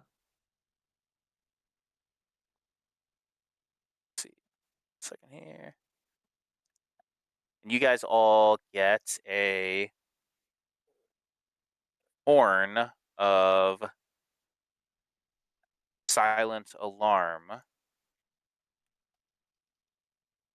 We all get one, or just one for the party? Just one. Okay, so Sal, you get that. Yep. If D&D Beyond Scoop worked, that. I could try to see it. Can I see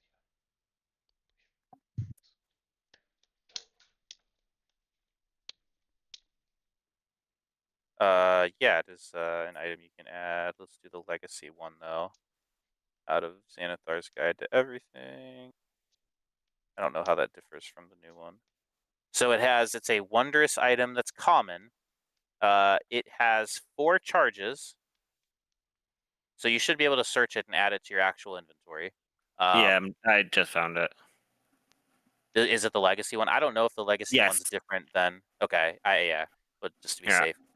When Yeah. you can use one action to blow it, one creature of your choice can hear the horns blare, provided the creature is within 600 feet of you and not deafened. No other creature hears sound coming from the horn. The horn regains 1d4 expended charges at daily at dawn. So essentially, you can blow it, and one person can hear it, not anyone else. Okay. Great. Horn of silent alarm. You hear and see Scarillo exit the longhouse into the cold night.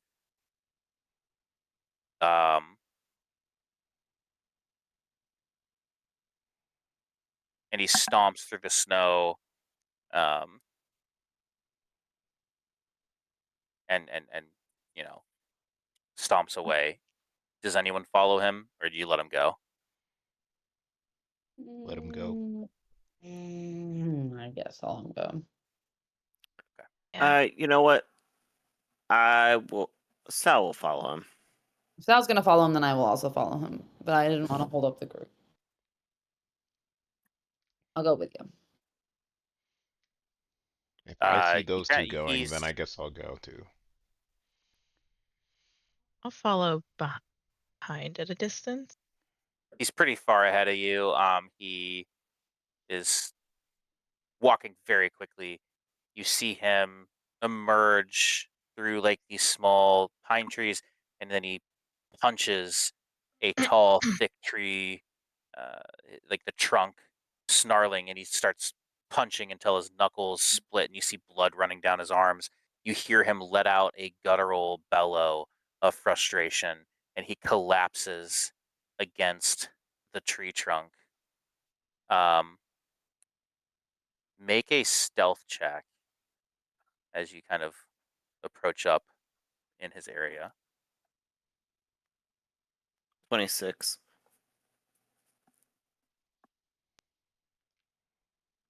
Everybody? Sure. Yeah, I mean, I guess Okay. it depends also if you're being stealthy or whether you're just approaching him. 23. I am. I also got I got a 22. Oh. We're stealthy as fuck. You see him pull out something out of a small hole up about 10 feet high in the tree trunk. You see him stare at it for a few moments. You see him put it back into the tree trunk. He kind of reaches down, uses the snow to wipe away the blood from his knuckles. Um,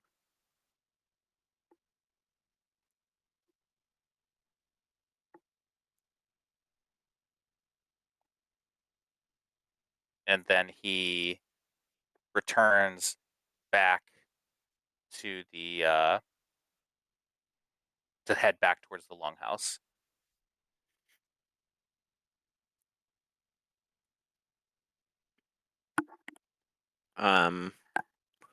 Well, I'd like to inspect the tree.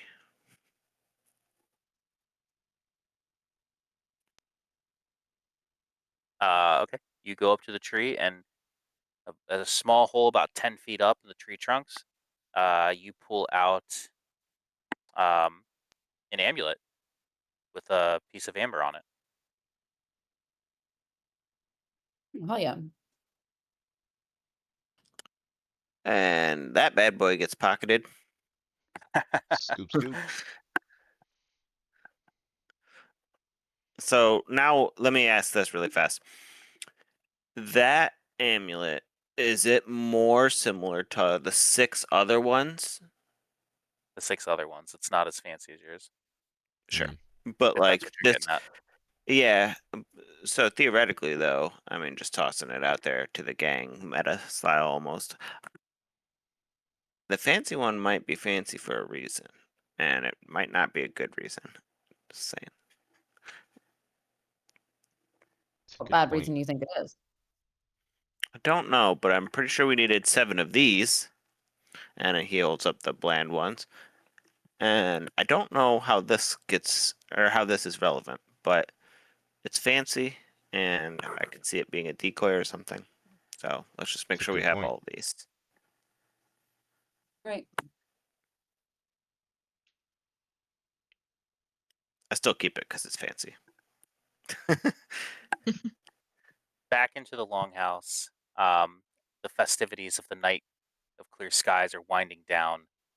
Um,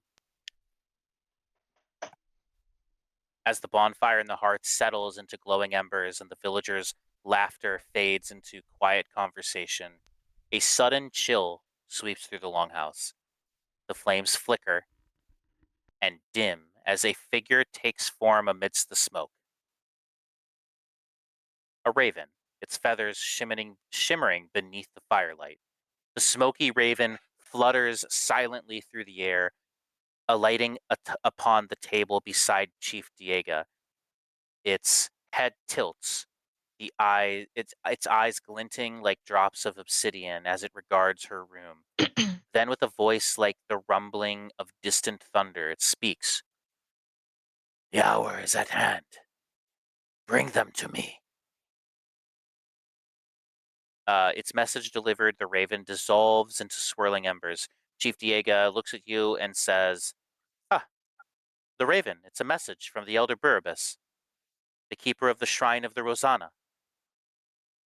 You have been summoned. Como, please take them to the shrine of the Rosanna so they can speak with the elder. He says, Right away, mother. Hops up and um,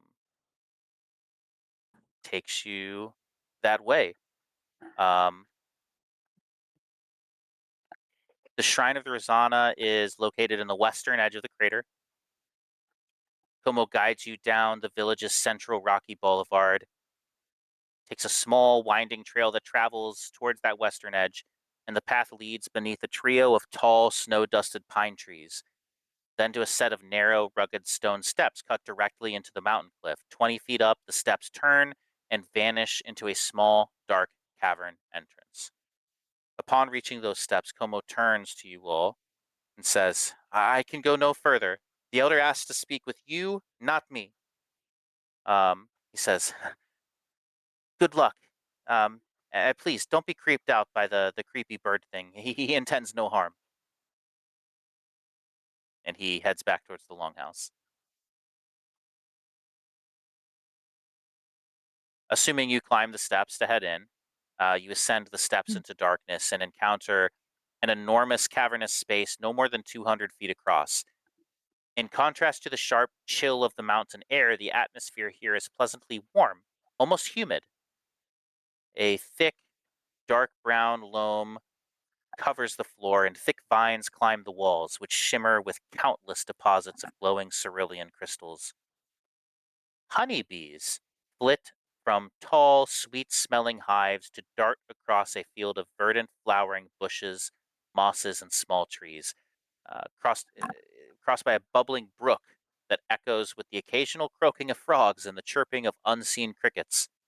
There's clumps of soft white mist that drift lazily through the air like small puffy clouds, clustering mostly thickly near the base of a small crystal clear pool fed by a narrow waterfall.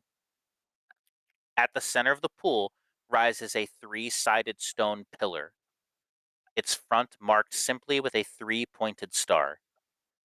Beyond and above it, a tangle of thick, gray-brown roots carpets the wall, which rises from the floor to the stalactite-dotted ceiling more than 50 feet ahead. 15 feet up the wall, the mass of roots seems to form an enormous face, bearded and wrinkled, with ancient, wizened visage. It's only when you see the roots just beneath it rising and falling like a mighty chest that you realize the face is not made of roots at all, but framed by them, its dark gray-blue skin blending with the stone of the wall behind it. The face's eyes in the wall open, revealing glittering emerald eyes, and an ancient, resonant voice spills forth from its bearded lips. The speaker spoke true then, it rasps. You have come at last. The face belongs to Elder Buribus. You inspect his form a little more closely, observing that the roots extruding from the wall, have in many places bound and pierced his flesh. He let's see, he asks. He says, "Have you brought the signs, the secrets of blood, and the sun's sigil?" The sigil of the sun. Right? I believe so. Have that, and then what else do you want? Sigil, the sun's sigil, the holy symbol, Yeah. and also the secrets of blood, the tome. Strahd's tome? Yes, that. Do Yeah, you we have got that. it? Yeah, they're here. I'll go look in your bag. It's got to be here. Mm, I hand them to him. Well, he has no hands. He's unable to I- reach them, but you present them in I- front of him. Yeah, And I lay them out gently, I guess. you lay out the tome of Strahd and the holy So symbol of insensitive to a man with no hands. the tome of Strahd Chuck and it at the him. holy symbol of Ravenkind are now in front of him. He breathes a sigh of reverence and relief.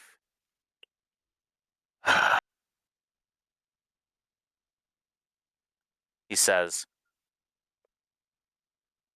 I am a storm giant, one of a race dedicated to seeking and interpretation of omens, who first came to Barovia nearly 1,000 years ago. I was young, arrogant, but I hope to prove my skill against being called the Seeker, one of the Ladies Three, beings of Fae and divinity who dwelled amidst the valley. I challenged the Seeker to a competition of foresight, and when I lost, I was surprised when the Seeker offered to teach me to see the threads of fate as she did. Although I never approached her mastery, her tutelage unlocked an awareness that I and my people had never thought possible. I settled in the Balinok Mountains upon Mount Gakis, although I was disturbed when Kavan's quest and King Dostran's subsequent invasion laid waste to many of the lady's holy places. A prophetic vision reassured me that one day my patron and mentor would return to her rightful power, when a group of mortals, and he smirks a little bit, bearing the secrets of blood and the sun's sigil, would come to me seeking to restore the lady's glory. He smiles. He says, I believe that is you. He looks around and says, the shrine of the Rosanna.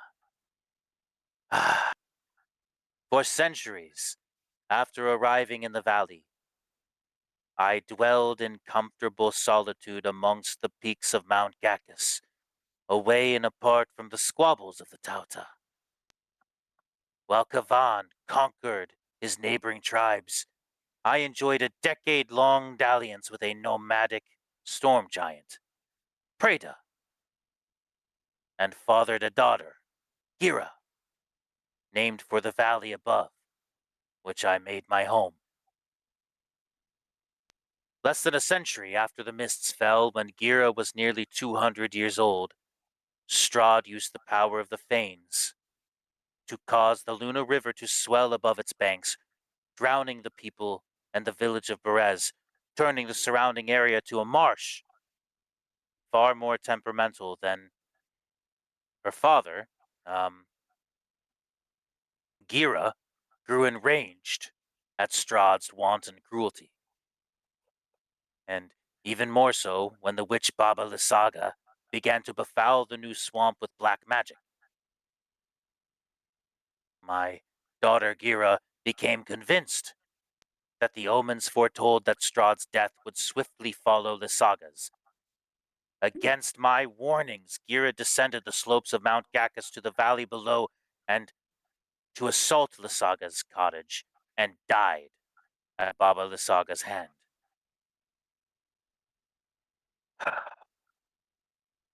rather than bury her remains.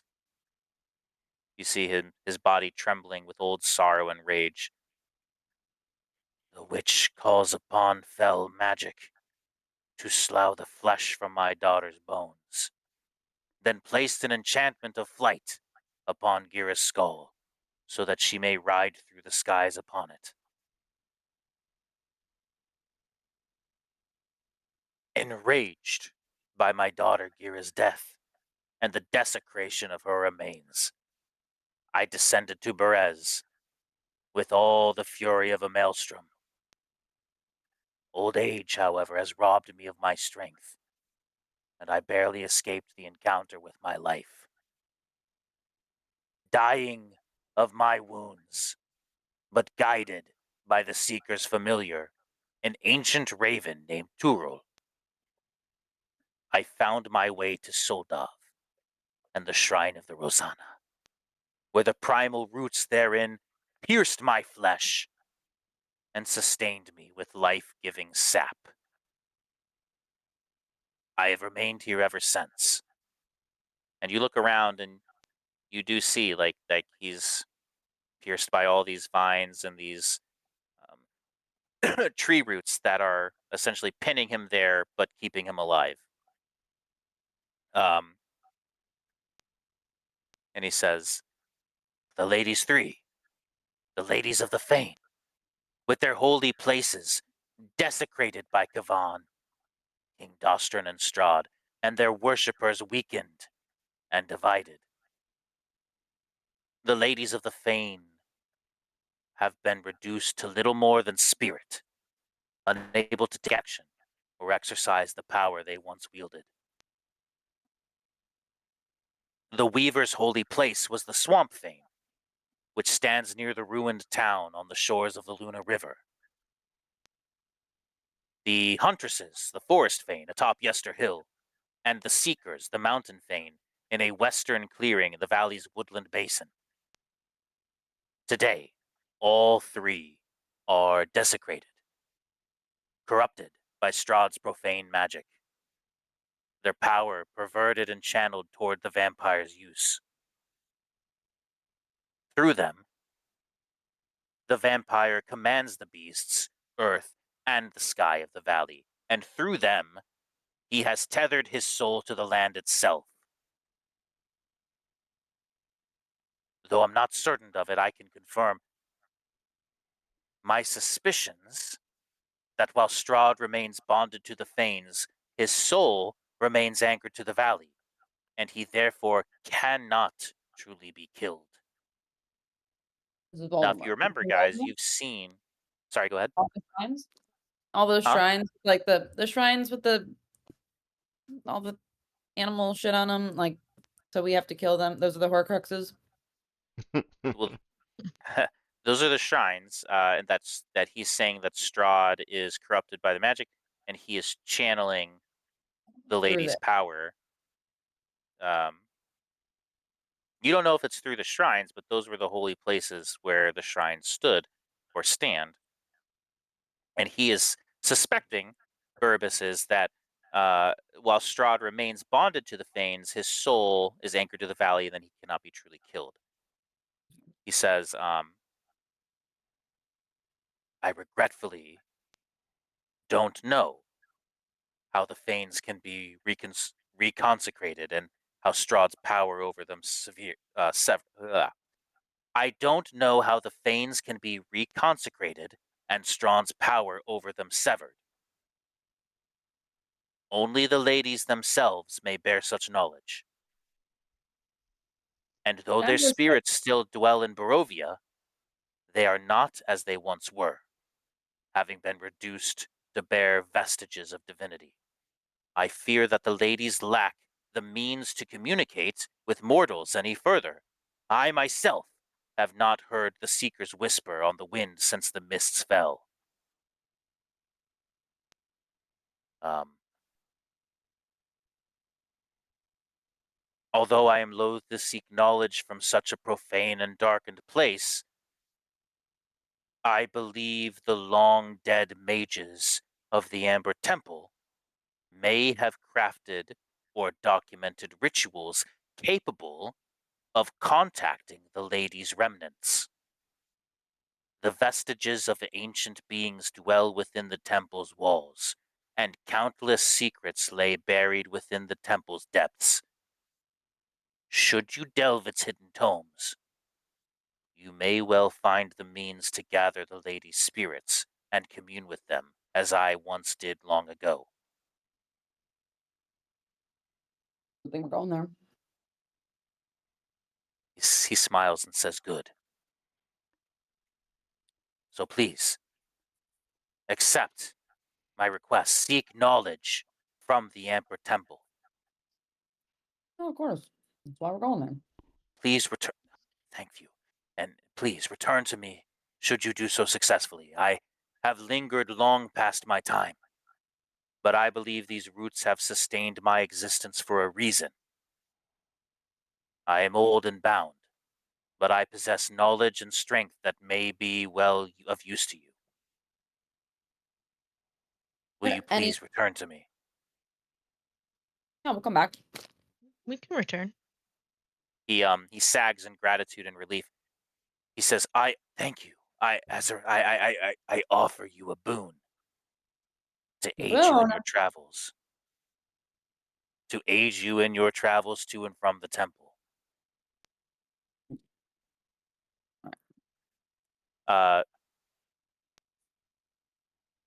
You guys got an item a very long time ago called the Whistle of the Keepers. Yeah, the Raven You whistle. remember who? You My remember dog who has that? Cat Gavin dog. has. Okay. He Mhm. says, Burbus's old eyes trace across your forms, eventually coming to rest upon Gavin. "I sense the feel of the Seeker's magic upon you," he says. "You carry a boon of the Ravens, do you not?" I hold up the whistle. It's this thing? He smiles. He says, "Place the whistle upon the stone pillar at the center of the pool, so that I may inspect it." I place it.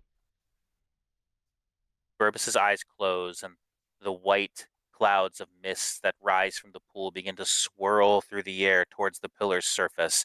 A pale cerulean glow surrounds the whistle, and for a moment, a great and terrible winged shadow crosses the cloud's depths, its fierce cry seeming to echo from a far distance. Then the shadow is gone. The glow fades, and the mists drift lazily down towards the earth once more.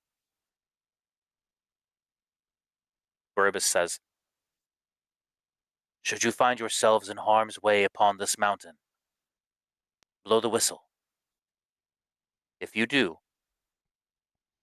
so beneath the open skies, my teacher's familiar shall come to defend you. Though this magic shall only work once." Um, What is your teacher's familiar? he says, "This familiar is an ancient raven named Turul, which the You have a blue Seeker feather? invested with great magic and power. No blue feather. A blue feather.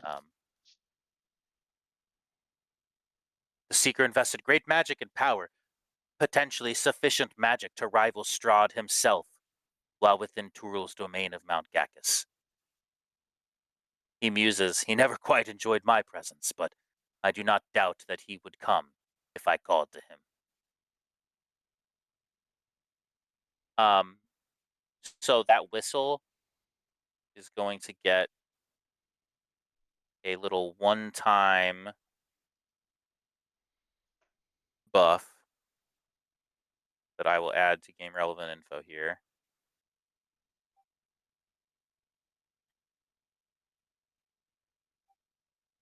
So while that whistle of the keepers bears this charm, if you are standing on Mount Gacchus, you can blow it to summon the Rock of Mount Gacchus, which arrives in 1d4 minutes. You cannot use it if you're within a structure, below ground, or otherwise lack a view of the sky. Okay.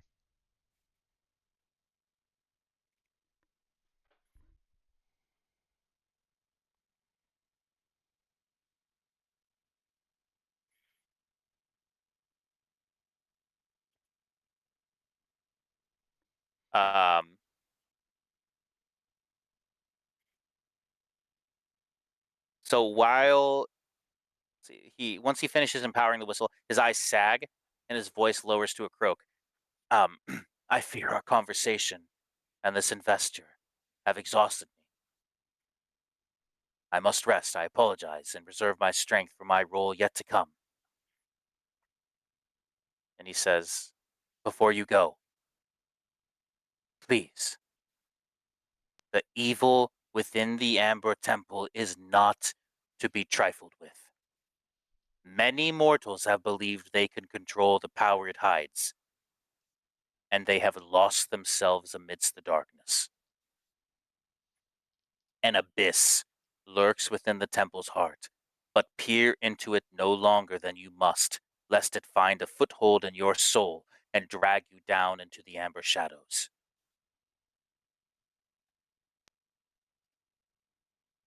Go well, and may the ladies guide you through the trials that await. He then falls asleep into a deep slumber.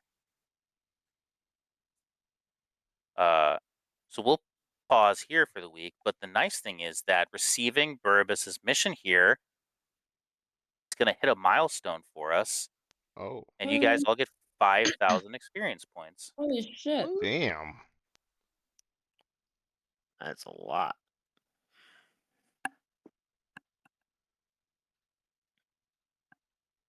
So this is like a fucking lore dump of a session. We learned a I'm lot, sure though. we didn't. Did we record? Yeah. I wrote it all down. Fuck yeah. So the recording is helpful, So there's a lot to unpack here. You guys are learning more about the ladies three, who they are, what they've done, where they are, or where they aren't, and Strahd's connection to them now. You know that The base, we had nothing past level 9. No, we had some. Mine is just at I'm at 4,800. 55,620. I'm at 55,620. Okay, so hang on, I need to get there. I'm gonna apply with the 5,000. Yeah. With the 5,000. Okay, so hang on a second. 55. So I'm 50.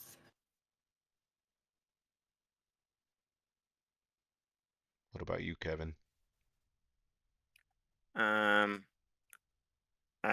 think I'm wrong because I'm at 54,785. Maybe I'm wrong. No, I remember like my character went back on D&D and Beyond, like on accident, went back to like level 4, and I had to like Mm. go back, and so I wonder if it just reset me at level 9 and didn't add anything. I'm good.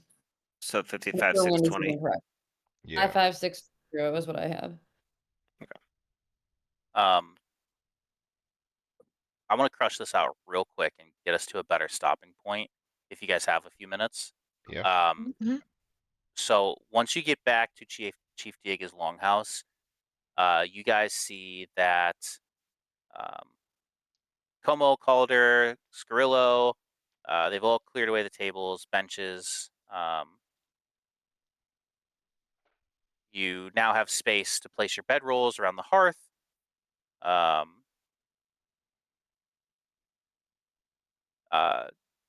The chief, she explains that Burbus, the elder, has protective clouds, which shroud Soldov's crater from view and protect it from divination, protect it from Strahd and his spies, and Strahd cannot find you guys while you remain in Soldov, and your long rest will be interrupted. Will Uninterrupted. be in Yeah, right. Forgot the important un. So everyone do a long rest. Nice. Nice. So definitely apply that. Excuse me. When you wake the next morning, Arola greets you with a breakfast of warm flatbreads with honey, dried berries, soft cheese. Diego says, "Now I promised you that I would tell you about give you information about the Amber Temple before you left, so here you go. The temple is an ancient and cursed place. It has stood upon Mount Gacchus almost as long as the Tauta have dwelled the valley. It was built by strange mages long ago who sought to contain dark, twisted things in amber crypts. Many have sought to obtain the power and knowledge from the temple. Most all have fallen prey to the temple's corruption, or else fallen victim to the danger that lies within. Though its builders died long ago, the temple remains well defended by unnatural forces. With strange constructs and undead patrolling its darkened corridors, in addition, an evil miasma fills the temple's chambers, consuming the vitality of any who seek to rest there. The temple is well hidden, mounted high in the frozen reaches of Mount Gacchus and surrounded by deadly cliffs. Although an ancient road once led directly to its front facade, it collapsed long ago, leaving only treacherous paths and narrow ledges to approach it. The easiest path begins on the southwestern edge of the plateau outside Soldov, she says. If you follow it, it will guide you to the temple's doors. The giant goat, Sangzor, guards the only pass that now leads toward the temple. Rumored to have dwelled upon Mount Gacchus for centuries, if not millennia, Sangzor has sent many pilgrims to the temple, plummeting to their deaths down the mountainside.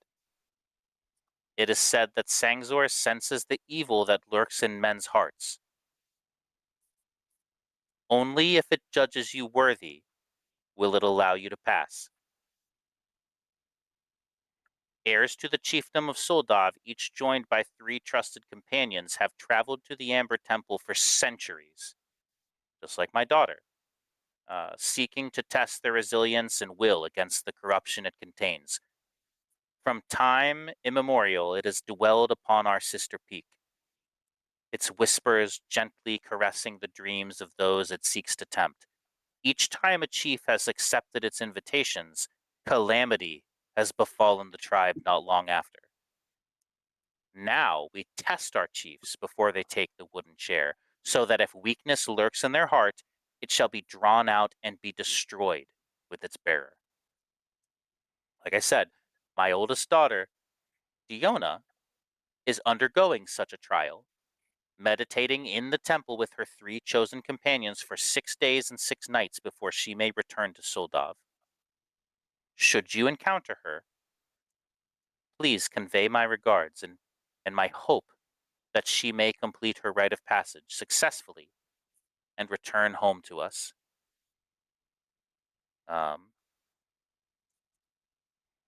I wish you just the best of luck, and you and all of your families farewell, and um, I just good luck. And she sends you on your way. Um, Casimir is still with you guys. You depart Soldov through the exit tunnel on your way to the Amber Temple. He guides you to the hidden trail that leads from the plateau to the Ember Temple that was described to you. Um, you shit. Shit. All right, 1 second.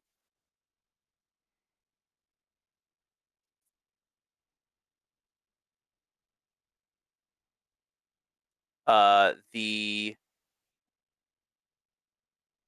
road ahead is cut out of the mountainside, rising steeply to one side and falling away on the other.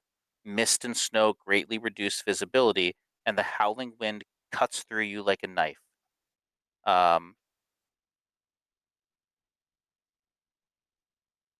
3 miles down the path, you notice a 9-foot tall goat standing atop the crag above you. Its gray fur blending perfectly with the rock of the mountainside, It lowers its head, and malice glimmers in its eyes. Um, sorry, not malice. It regards you with dark, piercing eyes. Um, one by one, it turns its gaze to each of you, carefully evaluating each subject in turn.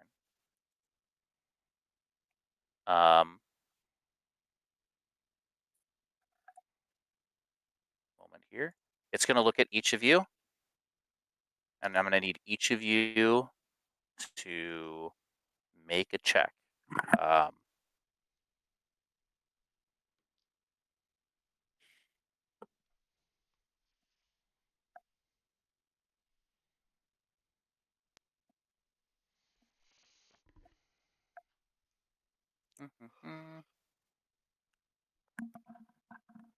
I don't know what the check is, but I rolled a nat 20.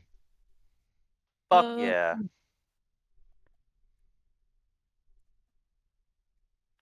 It is an intelligence check. Oh, gravy. All Oh right. no, not an intelligence check. Not good for me. I got a nat 20. Two Oh my nats. god. The Noawa household is cheating. Just kidding. Let me just bring my camera down here. I rolled a 15. Hell yeah, dude. 15? Okay. 13. Oh, Okay. Let's see.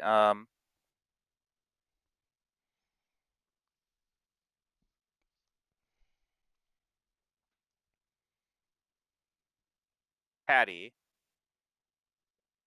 or I guess Missy, speak honestly here, and if you want to keep it private with me too, you can just send me a message. Well, just send me a message regardless.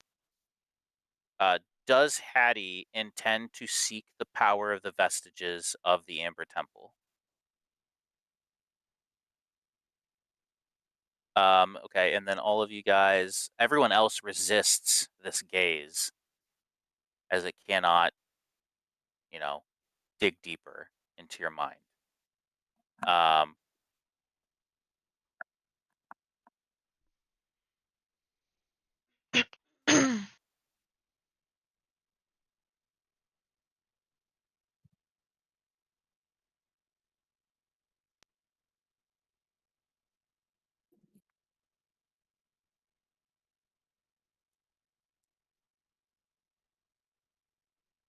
see, and it looks each of you up and down.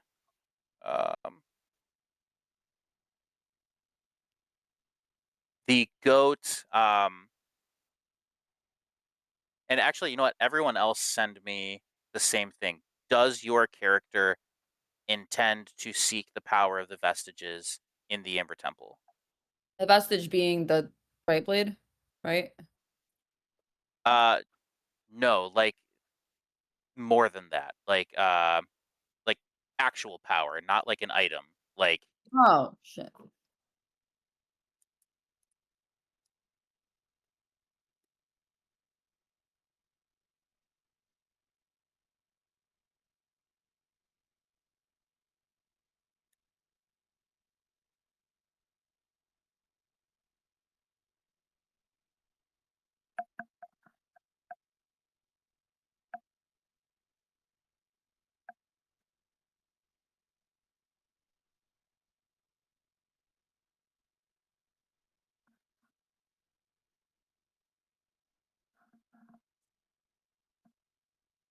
okay.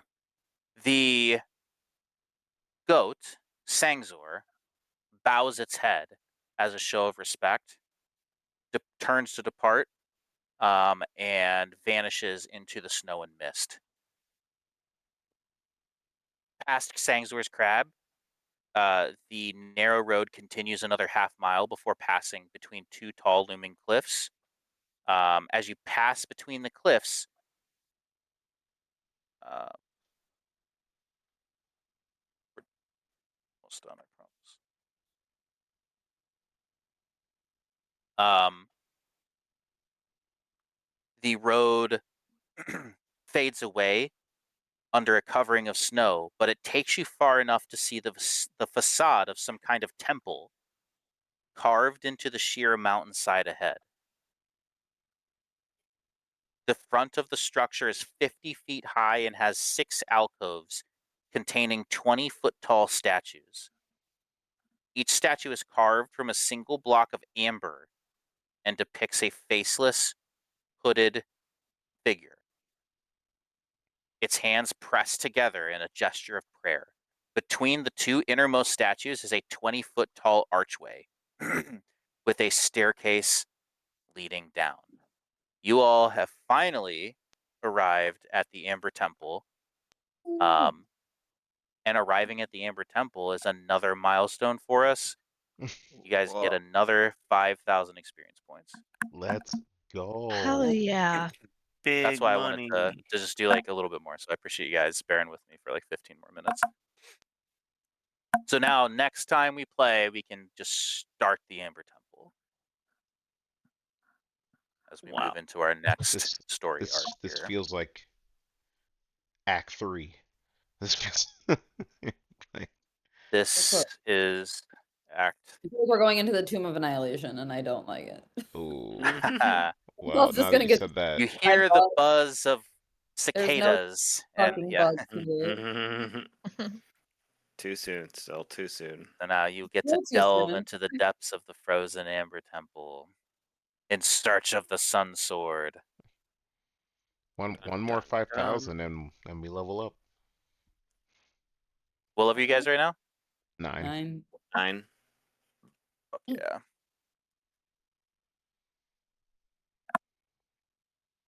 You know what? I actually think there was a third 5,000 experience Yeah, milestone. there was Hmm. another It- milestone. Yeah, just right. in like 2 more minutes, I heard. Yeah. Anyone want to talk about how there's the ladies 3, and then there's also the 3 hags? There's always 3. But like that to me, like it just seems like they are them. And they said the ladies 3 are from the Fae and hags are from the Fae. Like it just to me seems like they're Does connected seem to be somehow. a lot of inner workings there. I'm with you on that. Yeah. You might be onto something. I trust your gut when it comes to puzzles, honestly. Also, Can do that. towards the beginning, when Taylor was like, "Yeah, the Elder calls you with a raven," I was like, "Oh, the Elder Strahd." I was like, "Oh, it's just him. Yeah. He's been I was puppeteering this the whole time." But I'm glad it wasn't. I wasn't ready to deal with him. I'm glad it wasn't. Not today, I'm Strahd. about to deal with Strahd right now. He kind of was in rare form last night. He was just slapping corn out of people's hands and stuff. Mm-hmm. Out of people's hands. And Yeah, it's like, you okay, got crazy. I slapped a legume out of Randy's hand to save his life. Okay? and you also slapped After corn he had a lot. just finished eating a Hey, legume? hey. You I saw a swatted your wife legume, I in the face smacked at it. one point, didn't you? Didn't he swat you, Alex? Yeah, he swatted the Listen, legumes out of my hand. Oh, but then, like listen, in the maze, he swatted your face, like not on absolutely purpose. Like not. he was trying to swat corn, but you were like moving, and we were just like, I can't believe you swatted your wife. I Yep. would never swap my wife. You We were did it you were though. drunk. I would never do that. We were all drunk. It was wonderful. It was nuts. What a good time. Everyone has to go next year. We're gonna buy tickets tomorrow for next year's Yep. Brewers of the Golden. Yep. I hope your calendar Word. goes out that far, Taylor. I don't Pencil think it there in was like now. a beer in that corn maze that I didn't like. No, all the beers Mm-mm. were I like great. every single one that they brought. But man, that one that was like the sour cherry one that tasted like a melted cherry popsicle was so good. I really liked that like maple syrup warlock one. That was like that Yeah. stout that was supposed to be like warlock, but Or there I was thought that that was peach one where you were like, I could have a this one keg was of so this. good. I The had peach like a one was my favorite. Good beers. good times. Good beers, good beers. Randy called Taylor Davis a whore, and we still don't know why. Taylor Davis. For some reason, I thought her name was Lauren Davis. I almost posted that in the group chat, and then I scrolled up, and I was like, oof. I just like went back on Instagram to see if there was anything on her like thing. It was just like from her wedding. I was like, oh boy. She was All at the your time. wedding? No. Like her last post was from her wedding. Oh, No, she was like my sister's best friend in like high school, middle school, yeah. like a long time ago. I'm proud. The fact that she told Alex she was too young to hang with you guys is wild. But she's also like our age. Like she's 1 year younger than me. So she's Right. just like, what do you mean? Sounds like a She's a bad crazy friend. girl. She's not a friend, to be fair. Yeah, just bad. Randy Bad farted person. in. She just was so annoying. That's all I got from her.